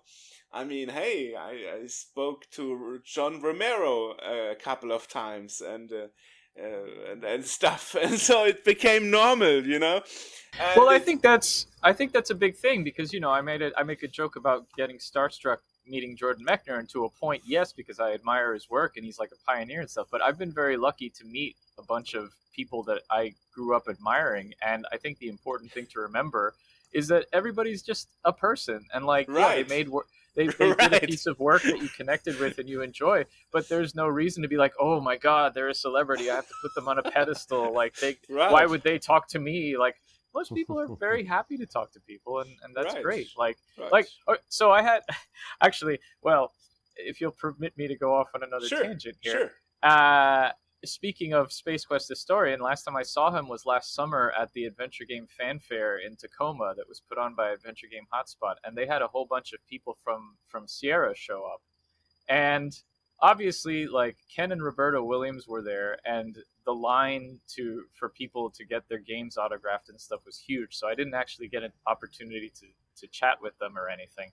And also, I was kind of like, oh, I don't know what I would say, you know, and I was a little bit starstruck / you know, nervous or whatever, but I'm sure if I would have, you know, been fine to talk to them. But the best moment of that was I got given an award, and I went up on the stage to accept it, and I said, you know, if you had told me when I was a kid that I would be in the same room being honored for adventure game stuff, that I would be in the same room as like Ken and Roberta, or like the Fat Man, like George the Fat Man Sanger, and other people, and I said, and you know, and countless other people that I've been too terrified to say hello to because whatever, then, you know, it would have blown my mind. And when I got off the stage, George the Fat Man Sanger stood up and came over to me and gave me a big hug and was like, oh, thank you so much. And I was like, oh, thank you, Fat Man. I used to listen to the Seventh Guest soundtrack when I was a kid all the time. And he was like, yay. And that was great. And then I learned later that he had COVID, but I didn't get COVID. So I'm happy to say that I didn't get COVID from the Fat Man. So anyway, but he said Julia Milamata got COVID on that event. She did, yes. But Yeah. also Julia was exhibiting, and so I think she had a lot more contact with other people than I did. I was kind of trying to like, Ooh. not be in front of everybody all the time. But yeah, you never know. It's one of those crapshoot things at conventions. Right. It's like, hey, I'm doing Rosewater. Thank you. Goodbye. Pretty much, yeah, exactly. Ooh, yeah. I mean, the thing is that I always wonder, is there some point where you actually are like, I don't want this anymore after 6 years? I mean, the thing is, you are doing it for a living, so you can't say like, screw it. And I Well, mean, you yeah, can, but yeah. and also I'm very amazed when I see how you react to the strange comments and complaints in the Steam community. I mean, I guess the strangest I had to comment on that. The strangest was where somebody was complaining that the voice actors speak too fast in the game, and it was like, how is it? Is it for movies that the actors speak slowly so non-native English speakers can understand the actors better? What kind of complaint is that? Like, holy crap! How is that even possible? I don't know. yeah, I mean, one of the things. Well, I guess two parts to answer what you just said. It was weird because I just posted about this. There was never a point during the development of Rosewater where I was like, ugh, I hate this. I don't want to work on this anymore. Which I took as both possibly a good sign and possibly a bad sign, because good sign being obviously if I'm still passionate about it and enjoy it, then that means, logically that hopefully it's a good game. But on the other hand, my self-doubt and self-criticism, of course, chimed in and said, well, clearly it's because there's something that's terribly wrong with this game that you're just not noticing. And when it comes out, everyone is going to find this thing that you missed out on and hate it. Thankfully, that doesn't seem to have been the case. No, but what's really weird is, and I was commenting on this recently too, what's really weird is every other game I've put out, I put the game out and I'm like, yeah, okay, I finished the game, and I think back on it, I'm like, oh, either well, this isn't to say that I'm not thinking about patching it, because I'm still thinking about patching it and addressing bugs and stuff. But this is the first time that I've put out a game and I just feel like I'm done. That's it. It's for the fans, it's for the players. They can enjoy it. I don't want to think about it anymore. It's done, right? Like, obviously barring any major fixes I need to make. But I don't feel any sort of need to like revisit it in any way. Or, I mean, obviously I'm planning on adding like a developer commentary as an update in a few months. I saw that, yeah. Yeah, just to give it, the benefit of a few months away from it to come back and then be able to talk about like post-release stuff. But yeah, it's a really weird sensation. Like, I feel like I've completed my mission and that's it. And with regard to comments, I mean, the problem with the internet is that everybody has an opinion, and Right. the internet now makes it much easier to express those opinions, whereas back in the day, you might have received like a letter in the mail from someone being like, I really didn't like this, but that took effort. Nowadays, it's just, you go on Steam, you leave a comment, that's it. So Right. anybody does it. But you have to develop a thick skin, because you have to realize that there's always going to be people who don't like what you do. There's always going to be people who find very strange things that, in your opinion, to complain about. And that's just how it is. So, I just ignore the comments mostly, unless it's something like they always tell you like, don't respond to the Steam reviews. The only exception I make is when they like leave a negative review and they complain about something that just is not true. Like, it happens a lot with Lamplight City. It happened the other day actually with Lamplight City. Someone left a review where they were like, oh, I got stuck in a dead end and I couldn't proceed, and I had to restart. And it's not fair to have a game that makes you play and not let you know that you made a mistake hours in, and then you have to reload. And anytime anyone ever says something like that, I always have to respond and say, well, actually, the game is designed so that you can't get stuck in a dead end that Ooh, requires you to restart. You might right. be able to declare the case unsolvable, but this is not designed to be a Walking Dead scenario. And then sometimes they respond. This person actually deleted that review. So I was like, maybe you're just missing something. And then they were in the comments, they were like, well, I've done this and this. And I'm like, okay, well, I know why you're stuck. Go back and do this. And then they deleted the review. So Ooh, obviously it helped. So, yeah, yeah.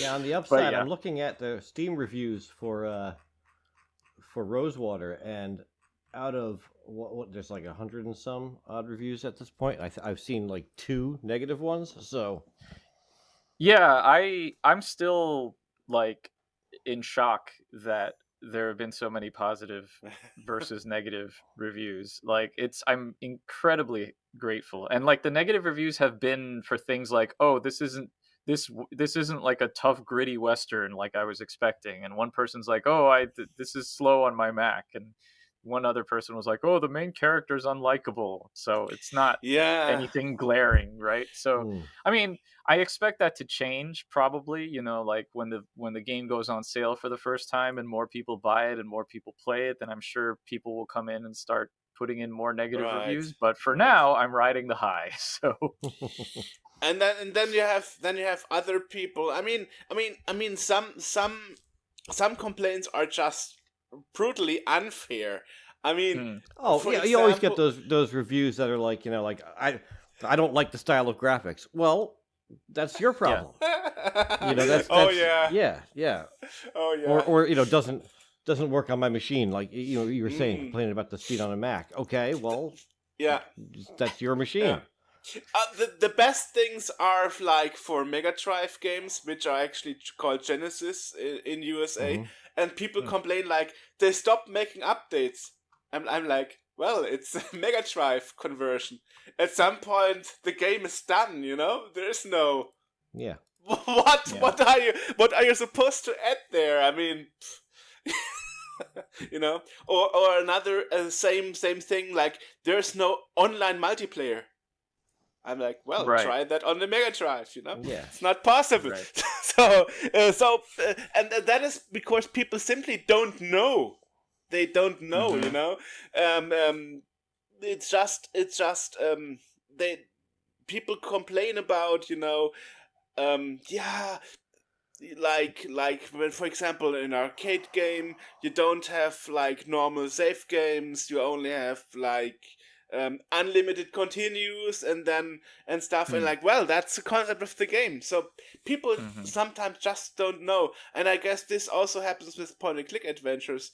People sometimes don't know the genre good enough, and then take assumptions, and they f- then they make a wrong conclusion and are disappointed. Yeah, I mean, the more I've I've realized that being a modern adventure game developer kind of puts you in a situation where you're between a rock and a hard place, because like I said before, it's impossible to please everybody. You're Right, never going to do that. And right. it feels like for whatever reason the adventure genre has this baggage associated with it where a lot of people make assumptions about it. And there's people on one side who are like the traditionalists who if a modern adventure game comes out and it does not have puzzles that are like impossible and you don't get stuck and the puzzles are too easy, then they get mad because then it's too easy, it's too focused on story, it's a visual novel. Yeah. And I don't think that those people realize that in today's world, people don't have the patience for that anymore. People don't like getting stuck. People get True, mad. People true. assume that it's a bug when they get stuck. I can't tell you the number of times that I had reviewers reach out and be like, "Oh, I think I might have hit a dead end because I can't figure out what to do next." And it's like, "No, you didn't hit a dead end. You just are stuck." So people and like whenever you ask anybody about like traditional adventure games from the 90s or whatever, they'll tell you their favorites. I have never heard anybody tell me, "Oh yeah, I love that game's puzzles." Like usually when they talk about puzzles, it's to complain about the puzzles. Like, "Oh, that Right. stupid cat hair mustache." Or whatever. Right. But no one ever says, "Oh, I loved that puzzle in Monkey Island 2 where you have to like do like." They'll complain about the monkey wrench, but they'll say, "Oh, I love the 4 map pieces puzzle." But it's not the puzzle they love. It's the fact that you like are free to explore and go around and do the stuff. So they like the Right. mechanic. They don't like the puzzle. Right. Anyway, then you Yeah. have the other side, which is people who are maybe not as familiar with the genre, or they haven't played an adventure game since the 90s. So they have they've heard all of the bad stuff, and they think, oh, a point and click adventure game, that's a stupid game with like illogical puzzles, and it doesn't make sense, and it's unfair, and blah blah blah. So then they see a new one and they're like, oh, that's probably going to be like the old ones. So they might be more resistant to give it a try. So that's why I say that. But then, there's plenty of people who now embrace the narrative aspect of adventure games, and they like the story. And That's a strong they'll point pick of up, Rosewater. Yeah. yeah, they'll pick up a game like Rosewater, and then I've seen a lot of people be like, oh, I was pleasantly surprised. I wasn't expecting this to Yeah. be like cozy or like a great narrative or whatever. So Awesome. that, I think, is the direction that I am more pivoting to now. Because, yeah, I mean, I've never been a puzzle designer, really. I've never thought, oh, I have to have difficult puzzles in my games. I've thought about how to make it seem like I have more difficult puzzles without actually having difficult puzzles, Okay. which I might do in my next one. Fake it till you make it, kind of. Exactly. I'll tell you the secret, though, which I don't know. We'll see. But I feel like it's all in the presentation, right? Like I just mentioned, the 4 map pieces with Monkey Island. Like, the illusion that you have a lot of places to go well, it's not an illusion, but like if you have a setup of puzzles where you have like maybe 3 puzzles that you can solve at the same time in any order, and you have a lot of places and a lot of options, versus being in like a closed environment where you only have 1 or 2 or 3 screens. I think people think that those closed environments are a lot easier because obviously everything is available to you. Whereas if you have it slightly more open, maybe the puzzle isn't as complex, but the fact that you have to be like going around and doing things makes it seem like it's harder. Of course, there's always the danger with that design of having too big a thing and then constantly having to go back and forth to check stuff and everything. But it's always Also tricky very to find a exhausting. good, yeah, it's always tricky to find a good balance. But I think more that whole like multiple things at once thing is what people consider to be like, oh, it's difficult because I have to think about where to go next. So, Right. But what I really like about Rosewater is you have different ways sometimes, different choices. So if you don't know how to resolve one puzzle, sometimes you don't need to resolve it because you have a different option to resolve it.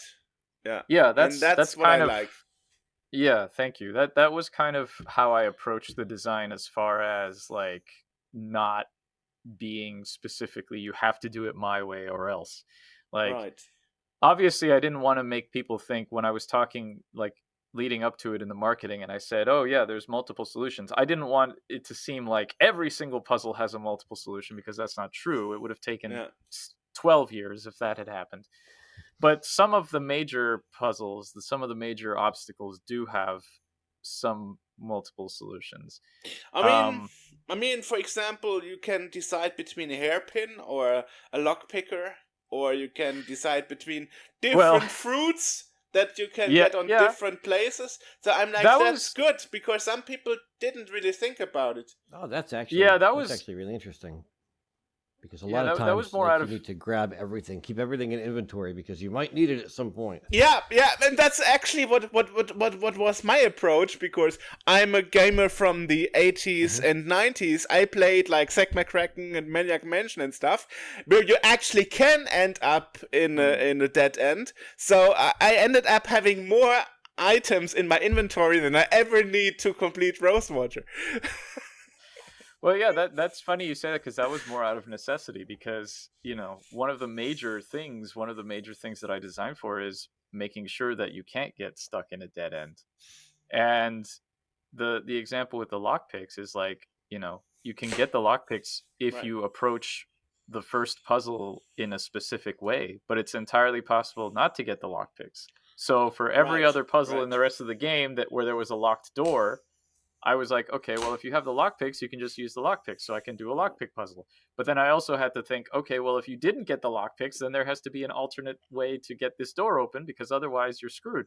Same thing with, like you said, the fruit at the end. Like, if you do that one specific path where you use the fruit and you don't have it, then you can get it from the lab when you need it.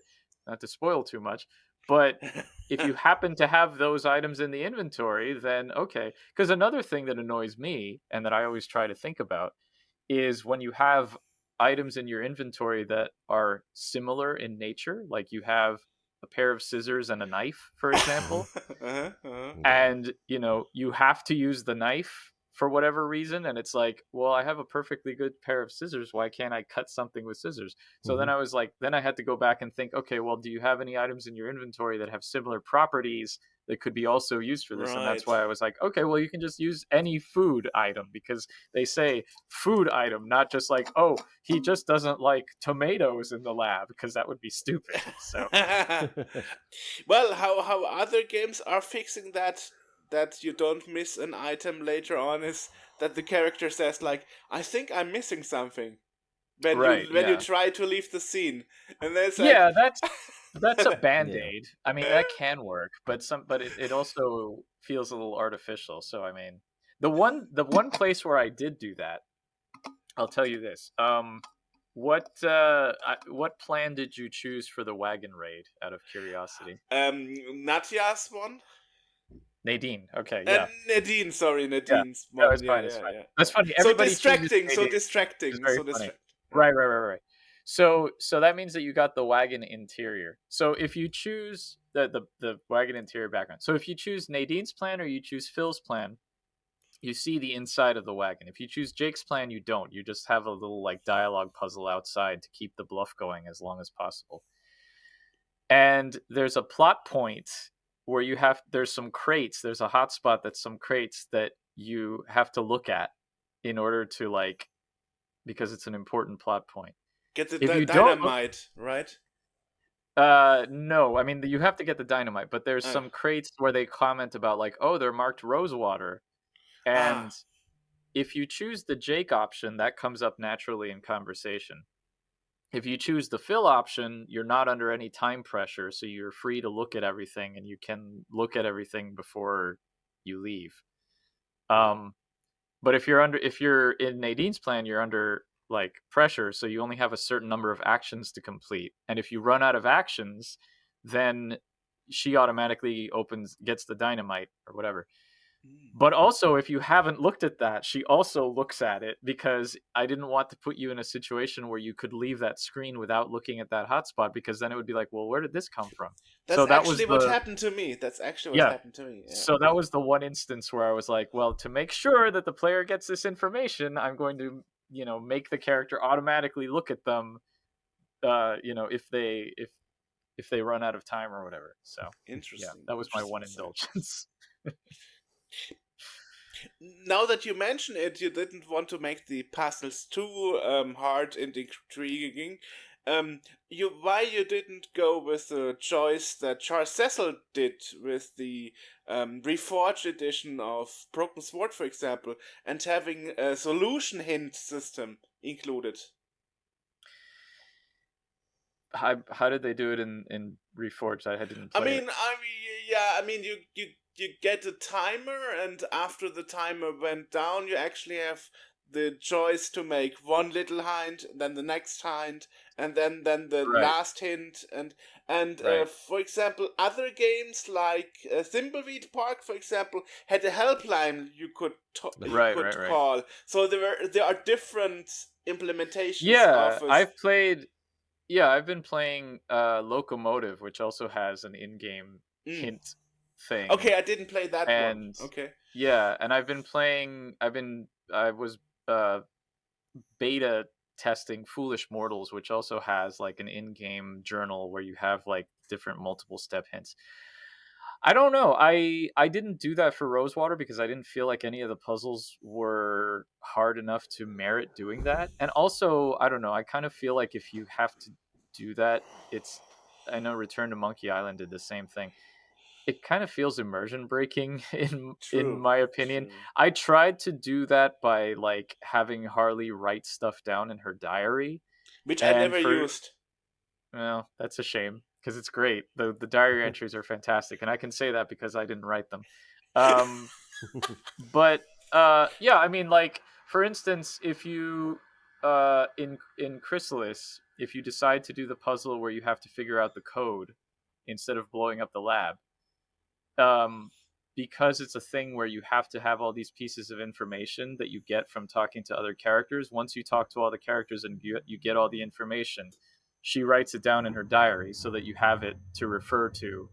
Um, and things like that. And like for example, like the very first lock picking puzzle where you're supposed to figure out how to do it by the little rhyme in her diary. If you fail a certain number of times, she starts saying, "Oh, what am I losing my touch? Like if only I remembered the rhyme in my diary." So it's like nudging you a little bit there. So I try to make it a little bit more Sure. organic in that way. Okay, okay. But yeah, Interesting. Yeah, yeah. So, yeah, the only moment where I really was stuck was, and I know that because I messaged you on Discord, was I forgot to give the captain in the village this tea, and I don't understand how I missed it. He probably mentioned it during the conversation, like he would like to have some exotic tea or whatever, and I totally missed that spot. it's not quite so blatant. It's more like he says about how he would like, he's bored of the same thing all the time. So like the implication there is like, oh, it's something else. And I'm fairly certain that after you talk to him, and he says that, there's a diary update that gives you a little clue where it's like, oh, he might like something from outside the outside world or something like that. So yeah. Since I never But read if you it, didn't look at I the totally diary, missed then it. you missed it. So yeah. So the diary is also some kind of a hint book in some cases. Yeah, a subtle, more like a clue thing. Yes. Interesting. Yeah, I But it's totally also, missed. just flavor to kind of get Harley's perspective on what's going on and stuff. So Yeah, the thing for me is like the game is very elastic on dialogue, so you really have to read a lot or listen a lot. And it was like, oh god, no, I'm not going to read even more, not more dialogue no, to that's read. fair. Like That's fair. at some point it was enough. But I think Rosewater just got the sweet spot between too much talking and just the right amount to get the atmosphere up. The irony is that I know Lamplight City had a lot of dialogue, and when I started doing Rosewater, I was like, okay, this is the Old West. People, they're strong silent types. They don't talk as much. And then the game ends up having like twice as much dialogue as Lamplight City. But that's also because there's alternate, entirely different scenes too. Right. So, yeah. Right. So that's also something people complained a lot in the Steam community, that it isn't very obvious that there are different paths that alter the outcome of the game. Was that something you decided for, or? You mean not to have it be obvious? Yeah. Yeah, I mean, I didn't want to do the Telltale thing where it constantly tells you, so and so will remember this, so and so. I wanted it to be more organic. My goal was to have, because that also is very immersion breaking. My goal was to have two people talk about their experience playing the game and realize then that their outcomes were different. And I've seen that. I've seen that on some of the forum comments, like, oh, this is my outcome happened. This happened with this character.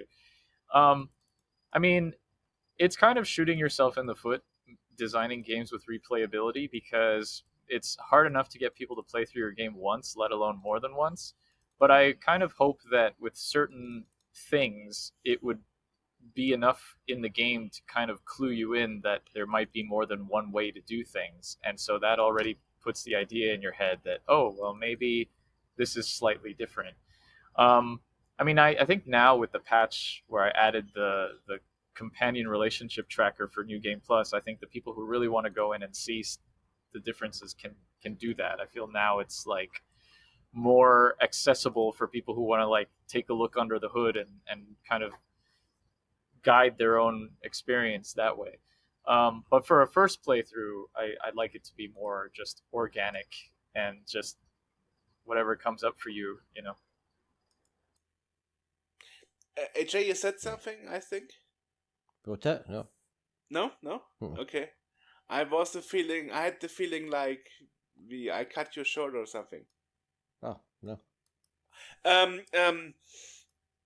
Now I forgot the question I wanted to ask.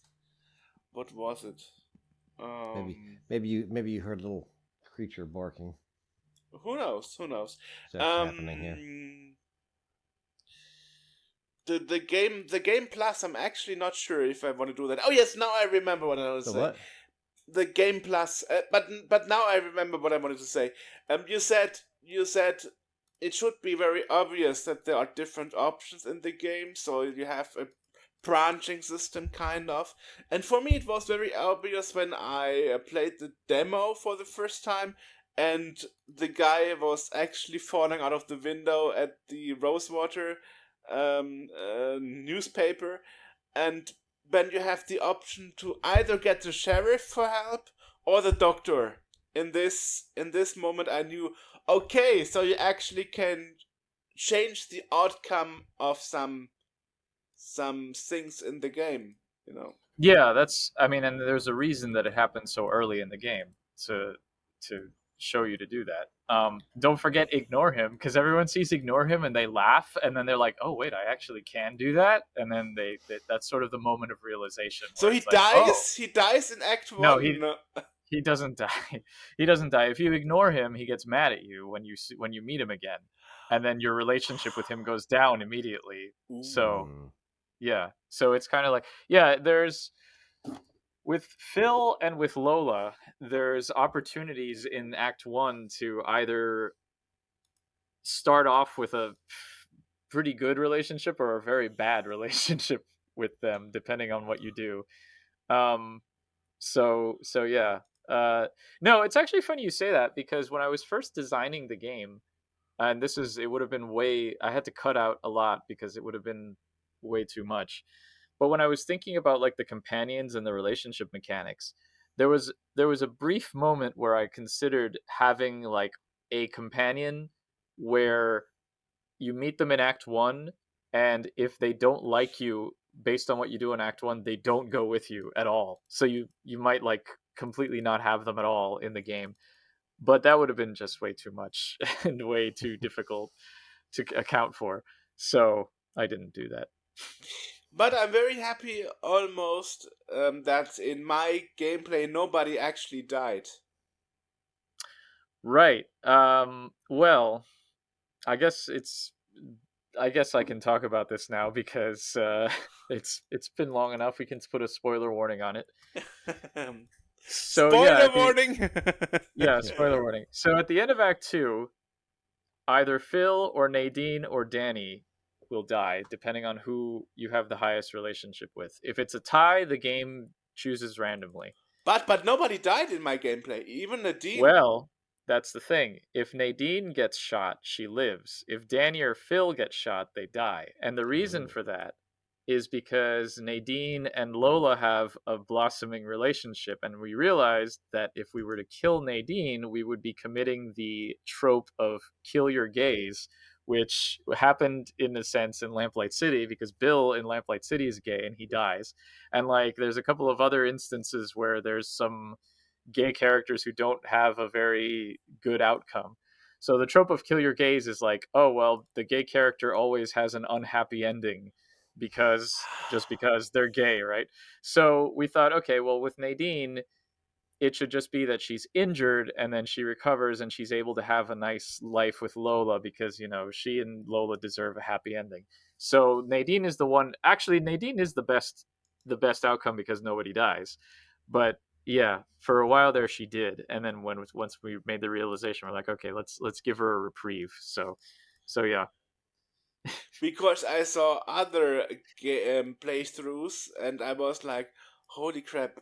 There's no good ending." And then I was happy to see that in my playthrough, actually, there Yeah, was a good ending. I was like, "Holy crap! I'm very lucky." yeah. And I didn't even know that both of them are lesbians. So that's something I Well, learned just now. So. they might be. They might be bisexual. We don't know. They could be. I don't know. It's the Old West. It's the Old West, It's yeah. like Calamity Jane and what's her face from Deadwood. Mm. The saloon owner, this whatever. Anyway, yeah. It's now that you mention it, it reminds me of one person being absolutely shocked in the forums of Steam that there are interracial relationships in a Western game. Oh, I mean, people freaked out. And you People were freaked like, out about. and you were People like, freaked out about the interracial relationship in Lamplight City too. There's always going to be people freaking out about it. And you were like, you have nothing to contribute to this conversation, so consider it finished. And then you closed. You actually locked the thread so nobody can reply to it. Yeah, that's sort of garbage. That's where I put my foot down. It's like, you're okay with like magic and steampunk and stuff, but you draw the line at like, oh my god, an interracial relationship. Oh no, like, come on. Yeah, Anyway. Yeah. But yeah, so that was the reason that Nadine lives. Also, to another point, like I know, when you have games where you have like the choices and stuff, and you can be like quote unquote good or bad. Like you can play Harley as nice, you can play Harley as not nice, you can play, but there's no like complete asshole playthrough. Because my main thing was I didn't want the companions to hate you. I wanted it to feel like you were making friends with them. I didn't want a situation where it was like you're such a jerk to all of them that they just like kick you off the wagon or whatever. Right. So I actually had to change like my internal terminology, because for the companion excursions, they each have one of two, or you get one of two possible ones, and I used to call it the low relationship and the high relationship, but then I changed it to standard relationship and high relationship, because low relationship implies that you're in like their bad books by the time you get the excursion, and that's not the case. It's just you should be able to earn the higher ones because you've invested time with them. And the high relationship excursions focus more on like personal aspects about them and learning about them, whereas their standard ones is just more like a general, like, oh, you get to see them do something that's kind of in line with their character. But yeah, the high relationship ones are much more personal. So yeah, you could have made it so that's the one dead end. If you're an ass and everyone hates you, that's when you can't finish the game. You get to a point it's like, sorry. I feel like that's one of those things where, yeah, it sounds good on paper, but like if you've invested like 10 hours of gameplay and then all of a sudden you're like, well, sorry, premature ending, then people will get very mad about that, especially if like the game's been auto saving the whole way and you have no way to go back and make any changes.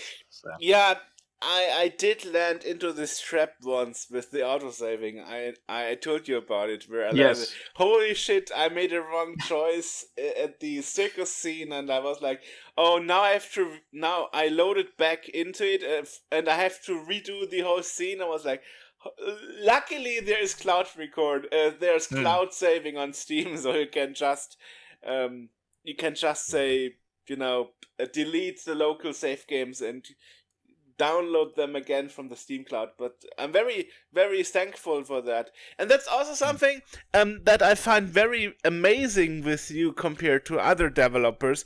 You even made cloud saving a feature last year for Lamplight City. So you actually go back to your old games and fix them or introduce new features. And that is actually how I got in touch with you the first time, because I was playing a Golden Wake, and it was like, this game is over 10 years old. No way he would get back to me when I report a bug. And I mean, it depends on the nature of the update, because unfortunately the problem with Adventure Game Studio is that there are certain things where if you change them, it'll invalidate saves and make the game crash. And it's usually things that have to do with, like, if you import a new character or any sort of um asset that you have to set, like a new animation view or something like that, or a new script module or things like that, that will break saves. So I try my best to make sure that there isn't anything that will do that. Cloud saves was easy because that's totally done through the Steam backend. You just have to tell it where the saves are in the so there was no actual changes to the game. So once I learned how to do that, I was just like, well, I'm going to do it for Rosewater. I might as well do it for Lamplight City. Now you mention, I should probably go back and do it for a Golden Wake because it's there. Uh, and it's no skin off my nose to do it. Um, but yeah, like that's the thing with like Lamplight City, for example, too, is that I wanted to do a patch where I put in the pause feature from Rosewater, but that's a whole new script module, so that would invalidate save games. So that's why I've been hesitant to do it. Mm. I kind of want to wait until there's a period where I know that no one's played it for a while, so that if anyone's like, oh, but my save games, I'll just be like, well, start a new game or just go back to the previous branch or whatever. But yeah, I mean, I think it pays to update things, especially, if it can get you, the goodwill of players, and also keep the game relevant. So And also that you use a scripting language like Advanced Game Studio, you don't really have to, code so much, I guess. I mean, it's not like you have to go through your old spaghetti code. I don't know. I never used the system, but I guess the reason why you have such a system is because you don't need to be a hardcore coder. I mean, my entire experience with coding has been using AGS for the past 24 years. And it's C, Right. it's based on C, it's object oriented scripting. So I'm sure it wouldn't be too much of a stretch for me to use something else. But, Mm. I try and not make it a spaghetti code. Even though it's a Western, it may be a spaghetti Western, but it's not spaghetti code. It's Ooh. not even a spaghetti Western. But yeah, no, I've been trying as I've gone. I look back on some games, I'm like, oh my God, I didn't even indent my code back then.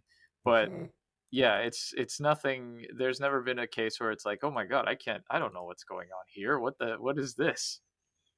So usually updates are not too hard to do. Right.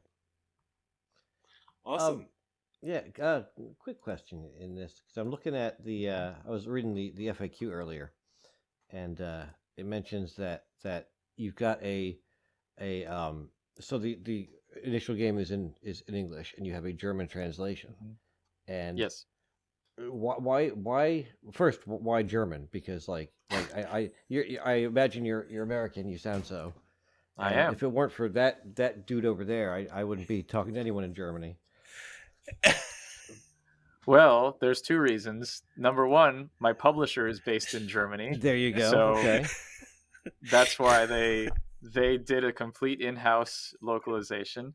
And second, because there's lots of adventure game fans in Germany. 14% of all the Rosewater sales have been in Germany, so I'd say that we did well to localize it. Localization is always a tricky thing. I would love to localize my games into as many languages as possible, but unfortunately, it's also very expensive. We wanted to do Spanish. I really wanted to do Spanish. And I know you're going to ask, probably, I don't know if you're going to ask, but lots of people sometimes ask me, well, you speak Spanish. Why don't you just translate it yourself? And I'm like, yeah, no, because that's a huge job. Second of all, there's Spanish, like from Spain. There's Latin American Spanish. I would do it in Latin American Spanish, so that's already one specific market. Okay. But it would be an entire different task. Also, Rosewater has 170,000 words. I don't want to do that. So that's the problem there. but yeah, I that's the thing. And like, unless, unfortunately, the way it works is unless you have localization available at launch, there's really no point doing it because people are not going to come back and play it afterwards. And then of course you have people Right. who are like, "Oh, will you support fan translations?" I'm like, "Yeah, I'll support them, but I'm not going to I don't expect you to do all this work for free, especially with such a large project." Right. So, yeah, It will happen. Somebody will do it. Yeah. Definitely. probably.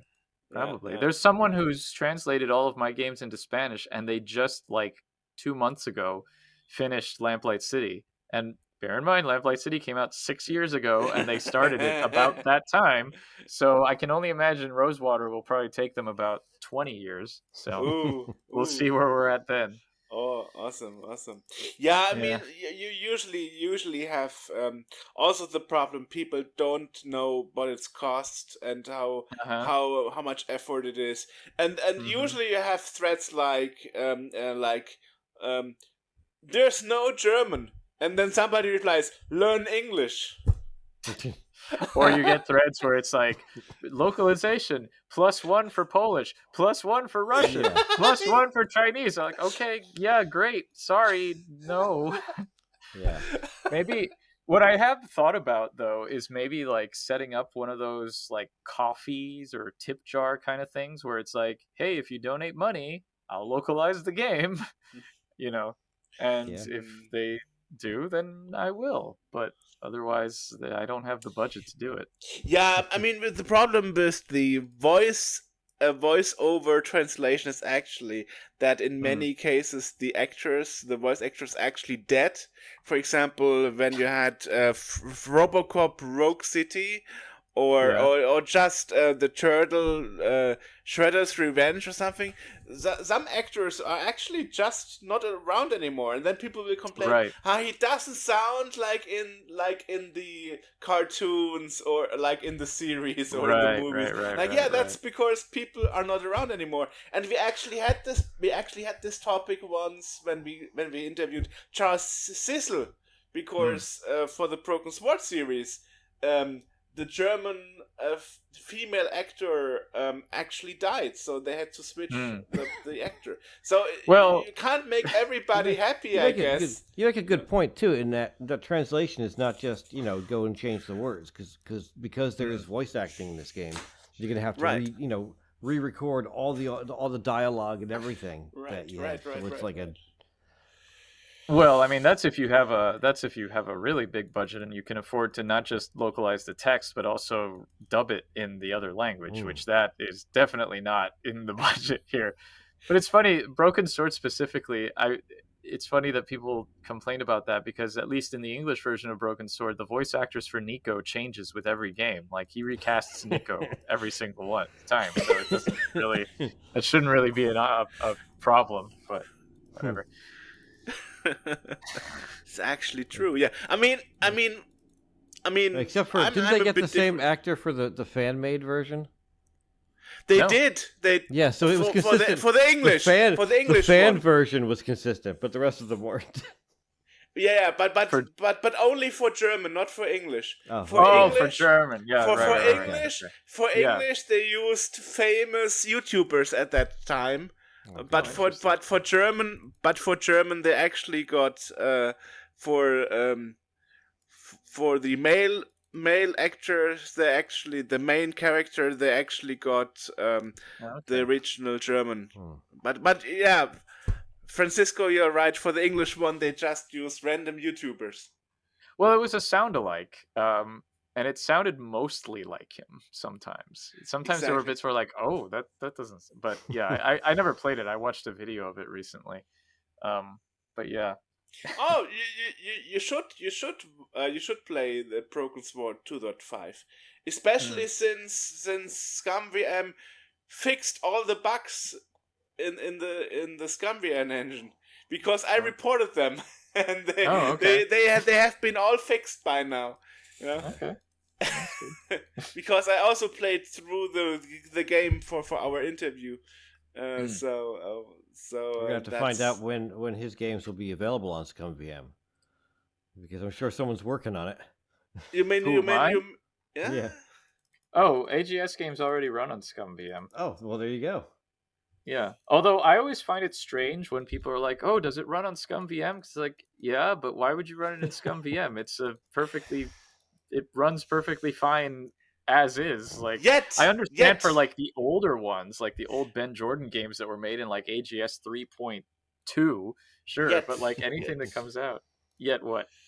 I mean, there always could be a new Windows version coming out in the future, and AGS is being abandoned, and then no.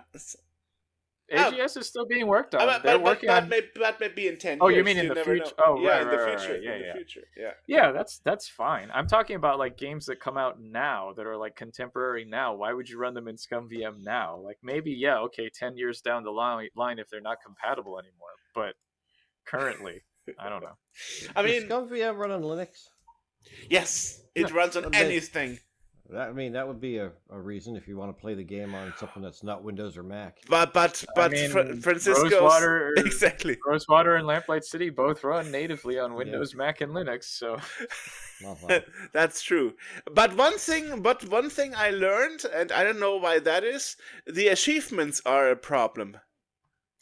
Yeah, that has to do with the plugin that's used. Although the achievements this time around work on Mac and both Steam and GOG. So, and I believe actually I don't know if the Linux achievements work. I think they don't. But yeah, that's to do with the achievement plugin that's used in AGS. So I couldn't speak to that. So that's actually an AGS issue, okay. And for some reason I remember you wrote like you have to supply the assets to your publisher. You can't upload the stuff yourself in this regard. Ooh, what do you mean?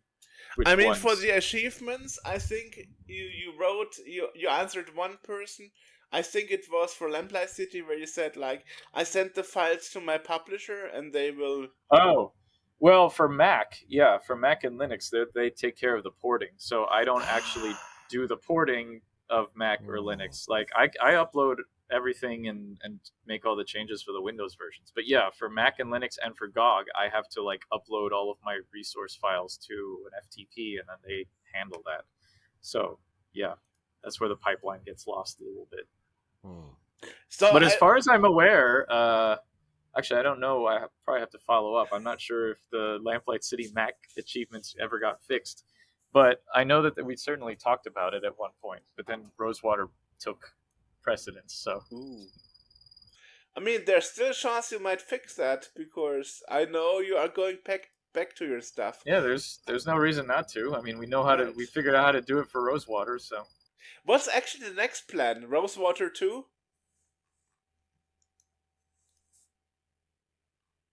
No, the next plan is vacation for Francisco.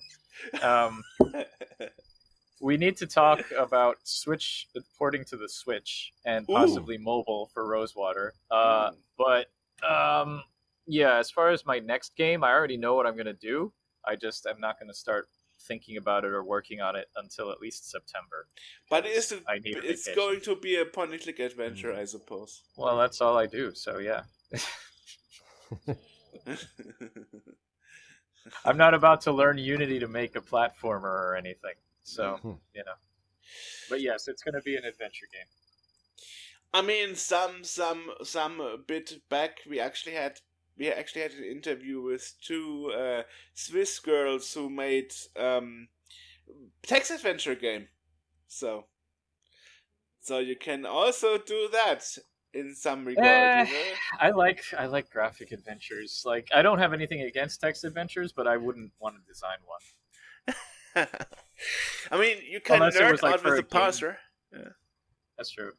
Unless it was like for a game jam or something. Actually, now that I'm not working on something, maybe I'll participate in a few game jams. You know, every time there's a game jam, I'm always like, oh, I'd love to, but I'm working on something else. I don't feel like making a game. So maybe if I get bored and I want to just do something, you know, I can participate in the adventure jam or something this year.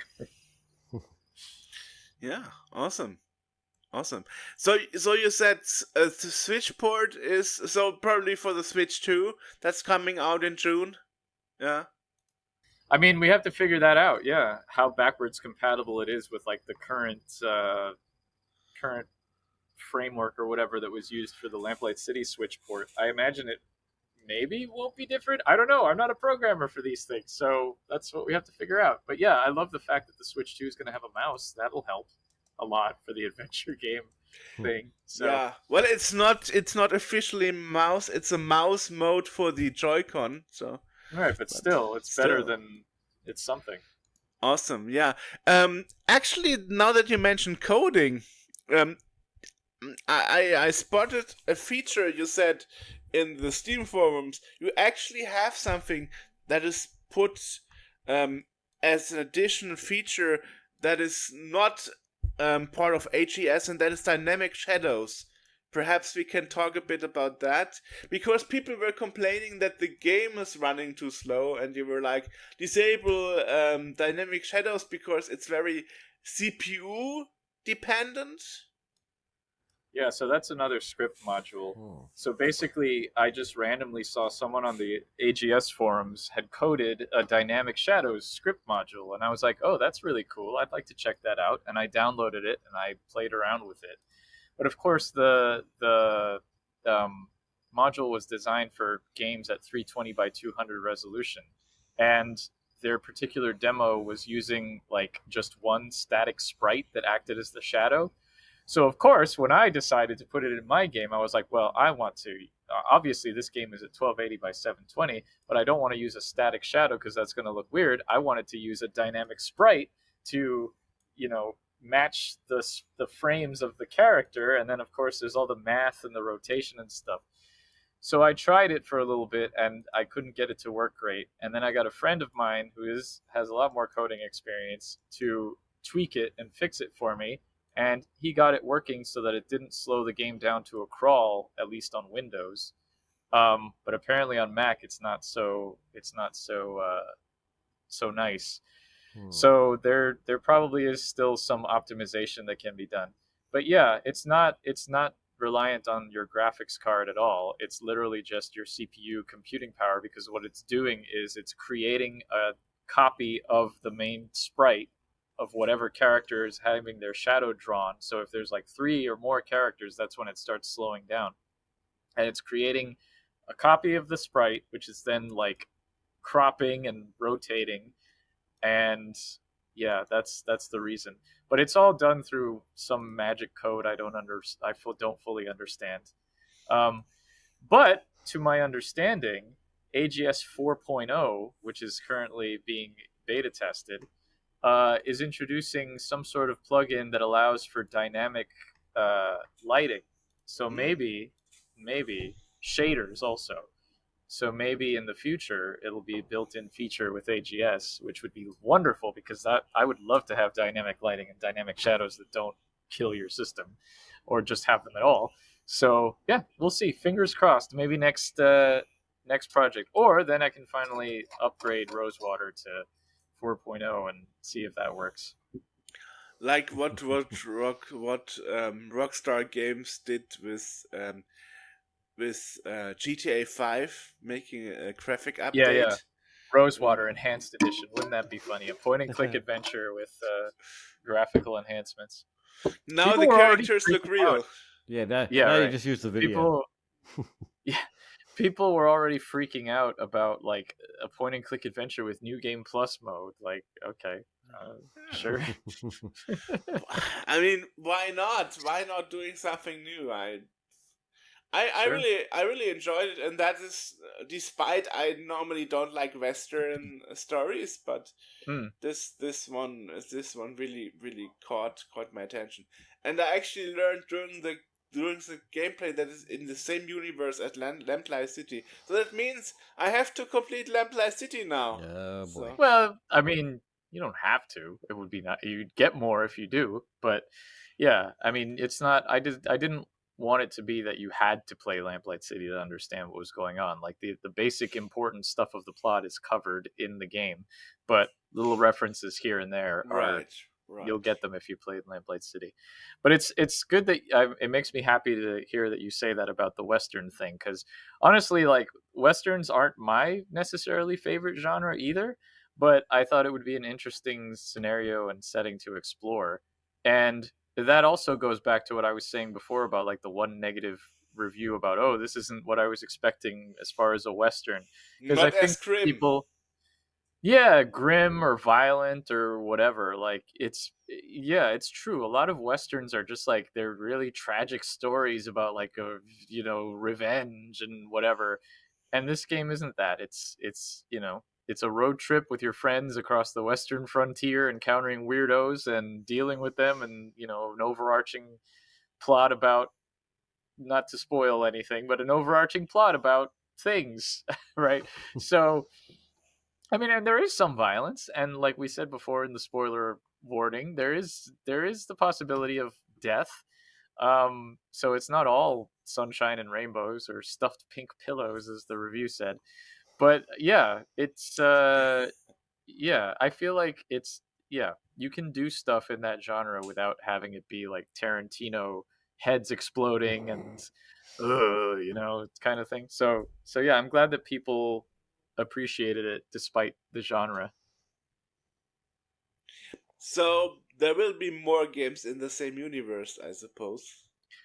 I mean, I have one or two ideas for games in the same universe, but after 6 years of Rosewater and 2.5 years of Lamplight City, I want to take a break from the universe for a little while. So my next game's not going to be set in Vespuccia, but I do have some ideas for other games. So we'll see. One thing that I wondered when I played through the game was like, were there really airships back in the Western times? Yes. Well, I mean, historically, not really. I mean, there was like hot air balloons, but I don't think there were Well, yeah. blimps or anything.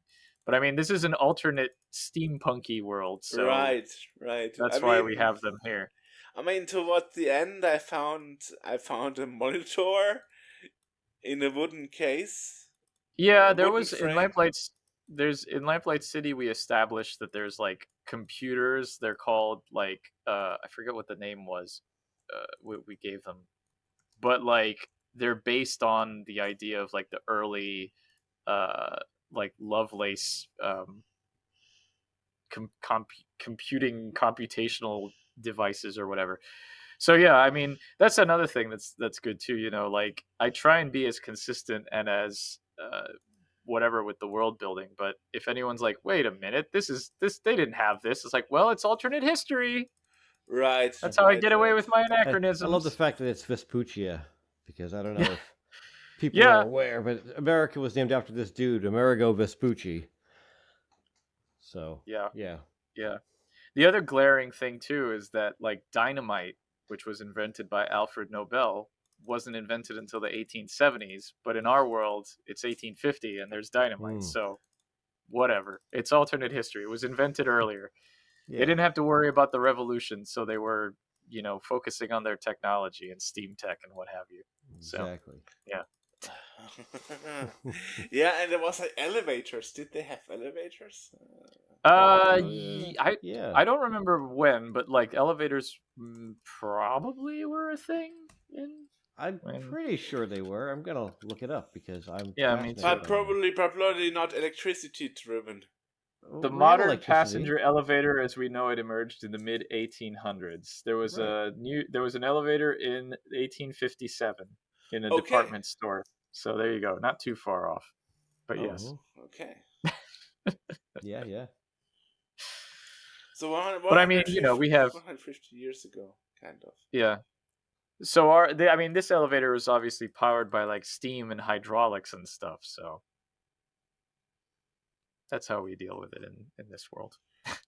Interesting. Very nice. All right. Yeah. So we can summarize it.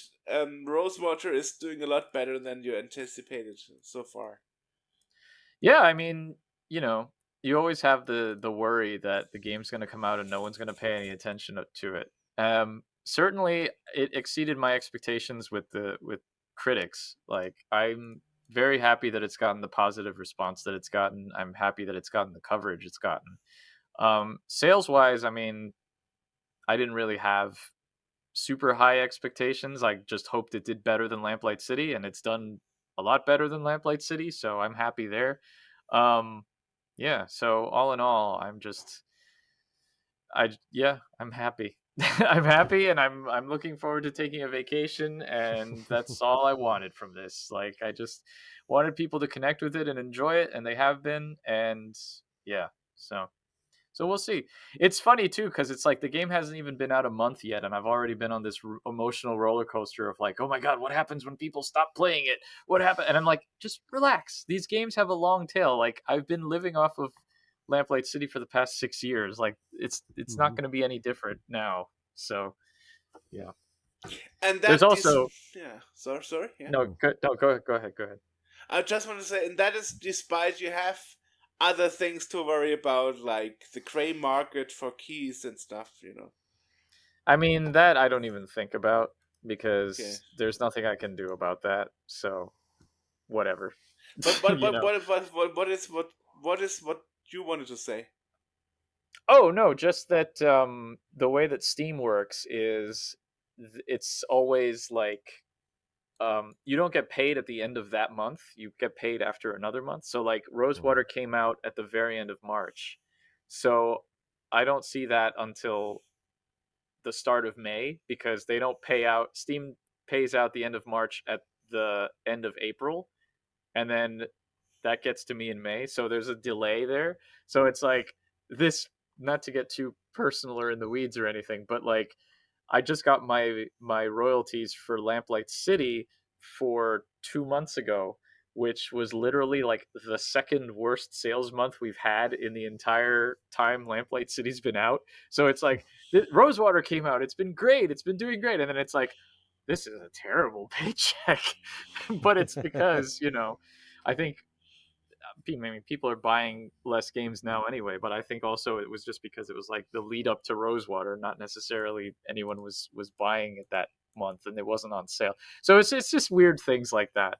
So I'm kind of just like sitting here biting my nails like, when's the money gonna come in? But patience. But isn't it like that now people actually look back to what you did before Rosewater, so the sales should actually go up?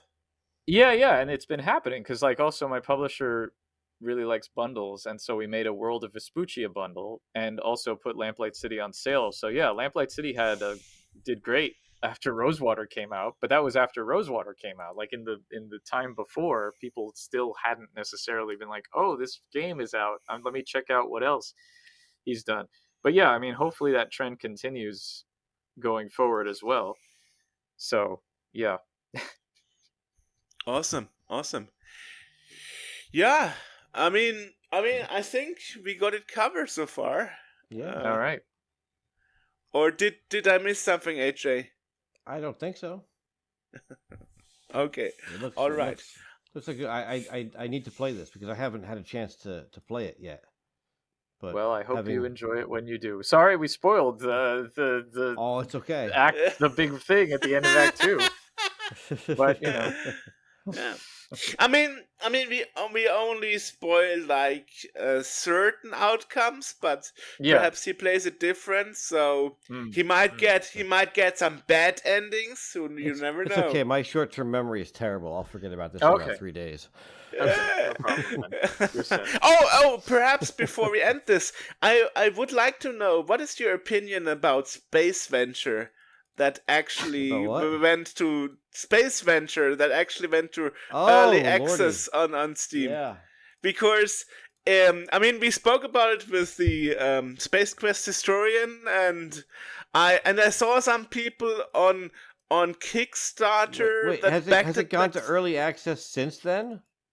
Yes, April 1st. Yeah. Oh, dag. Okay. Exactly, and to my surprise, I found some Kickstarter backers who wrote in the comments of Kickstarter, I bought the game a second time on Steam just so I'm able to leave a bad comment. I'm like, what? Are you kidding me? My opinion on Space Venture is that I feel very, very, very bad for the developers because it was an impossible task and they've gotten a lot of toxic feedback, and I wouldn't wish that on anybody. I mean, good for them for getting something out, especially after all this time. But I just feel like the less said about it, the better. So, Quite frankly. why do you think it's an impossible task? Because you can't please anybody after Exactly, because it's 12 years? Well, it's not just the fact that it took so long, but also the fact that it's a game that's being made by the creators of a classic series, so the expectations are already through the roof, and it's not a continuation of that classic series, so it's always going to be, well, it's not Space Quest. Of course it's not Space Quest. So it just seems like it's an unwinnable fight. So yeah, I mean, like I said, good on them for getting it finished or at least out. But yeah, it's just it's unfortunate how it was handled. So I'm not gonna play it because I don't really have any interest in it. I'm sorry, but okay. I was never a huge. I mean, I like Space Quest, okay, but I'm not really. The game doesn't really interest me, so I'm not planning on playing it. And that's not to say that it's a bad game. It doesn't interest me personally. So, I just hope that it didn't take too much of a emotional or psychic toll on the developers, because I know how hard it can be. That's actually true. Well, they already said in an interview that they are considering making a second game like that. Oh, so well, it seems okay. like they didn't give up too much on it. Well, yeah, that's good. Yeah. So you were not much of a Sierra guy. I mean, I played all the Sierra games. All of them, okay. Yeah, I mean, I have pretty much all of them, and I've played pretty much all of them, but I didn't really. I wasn't really in. I don't. How do I say this in a nice way? Because saying I don't care sounds really harsh.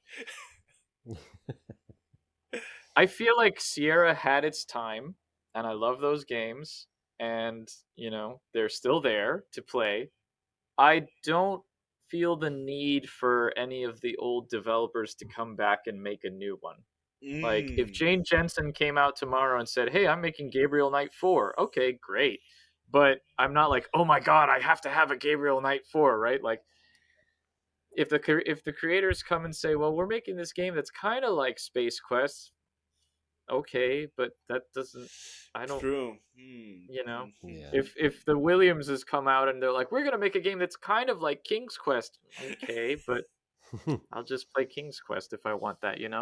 Like, I don't. If they come out and make something completely new, okay, sure, but maybe but like legacy sequels or spiritual successors to those games, they don't really interest me. So. Right. And not just Sierra, that's for anything. Like, if like Return to Monkey Island was great, but I don't feel the need for any more Monkey Island games, like, or any other LucasArts sequels or anything. Right. Yeah, and that to say that everybody said, including Ron Gilbert himself, there will never be another Monkey Island because Disney wouldn't allow him. So right. Yeah, and then it happened anyway. So yeah, you never know what the future brings. Now, but even that would be like, again, it would be the equivalent of Ron, of Ron Gilbert and the Monkey Island group coming out and being like, yes, we're going to make a Monkey Island adjacent game, right? Gorilla Isthmus or something. Like, it's not quite that. It's yeah, right, right, exactly, right, yeah. Right. Awesome. Maybe in a few years I'll be like, well, I'm gonna make Gaslight Town. There you go. Yeah. I mean, one thing that is pretty unique about Lucasfilm games is that in one game you had a chainsaw, and in the other game he had the gasoline for it. I don't remember that anybody ever since then split a riddle between two games. Well, that's really more of a troll, because Yeah. it was like, you can't magically teleport them between the games. So Right. Yeah. Perhaps somebody in the future will. You never know. Yeah. maybe, This is for another game. Yeah. yeah. Hey, I mean, this is actually a good idea of a game plus plus. Making Rosewater suddenly happening in Lamplight City or something. That makes me think of when people modding GTA Vice City, and like there was a mod for a DeLorean, and someone was like, "Oh, you should mod it so that when you go 88 miles per hour, you end up in GTA 3 or something like that." Actually, someone just modded. I think Rockstar made them take it down, but there was a mod that I downloaded that you start up GTA 5 and you can take a plane, and it's the GTA 4 map and the GTA 5 engine. So, yeah, maybe someone will do that for adventure games. Who knows? Ooh. Yeah, the three of us, we can make nice brainstorming for new ideas. Actually, the concept is not new. Back on the Mega Drive, you had Sonic 3 and Right. and Knuckles, and you actually had Yep. a cartridge port on the other end, so you can actually use the other Sonic games and import the sprites and stuff from one game into the code of the other. Yeah, I have no idea how they did that, but I remember feeling like that was magic when I was a kid. Right. How could they possibly do that? But they did. Yeah. So it's actually something that was happening way before. But it's interesting that people nowadays think like, oh, that they invented something new. Like, no, it's old stuff in new clothes. Nothing new under the sun, as they say. Awesome. Yeah. All right. Well, thanks for sharing with us. So we learned a lot today. And, where can people thank you go for to having find me. out more about Rosewater? Well, they can go to my website, which is Grundislav.games. That's just GRUNDISLAV.games, and that is where you can find all information about all of my games, including where to buy them. All of my contact links are there. Everything you could ever want is there. So. And Awesome. I'm the one who takes the credit for giving you the idea of the .games domain.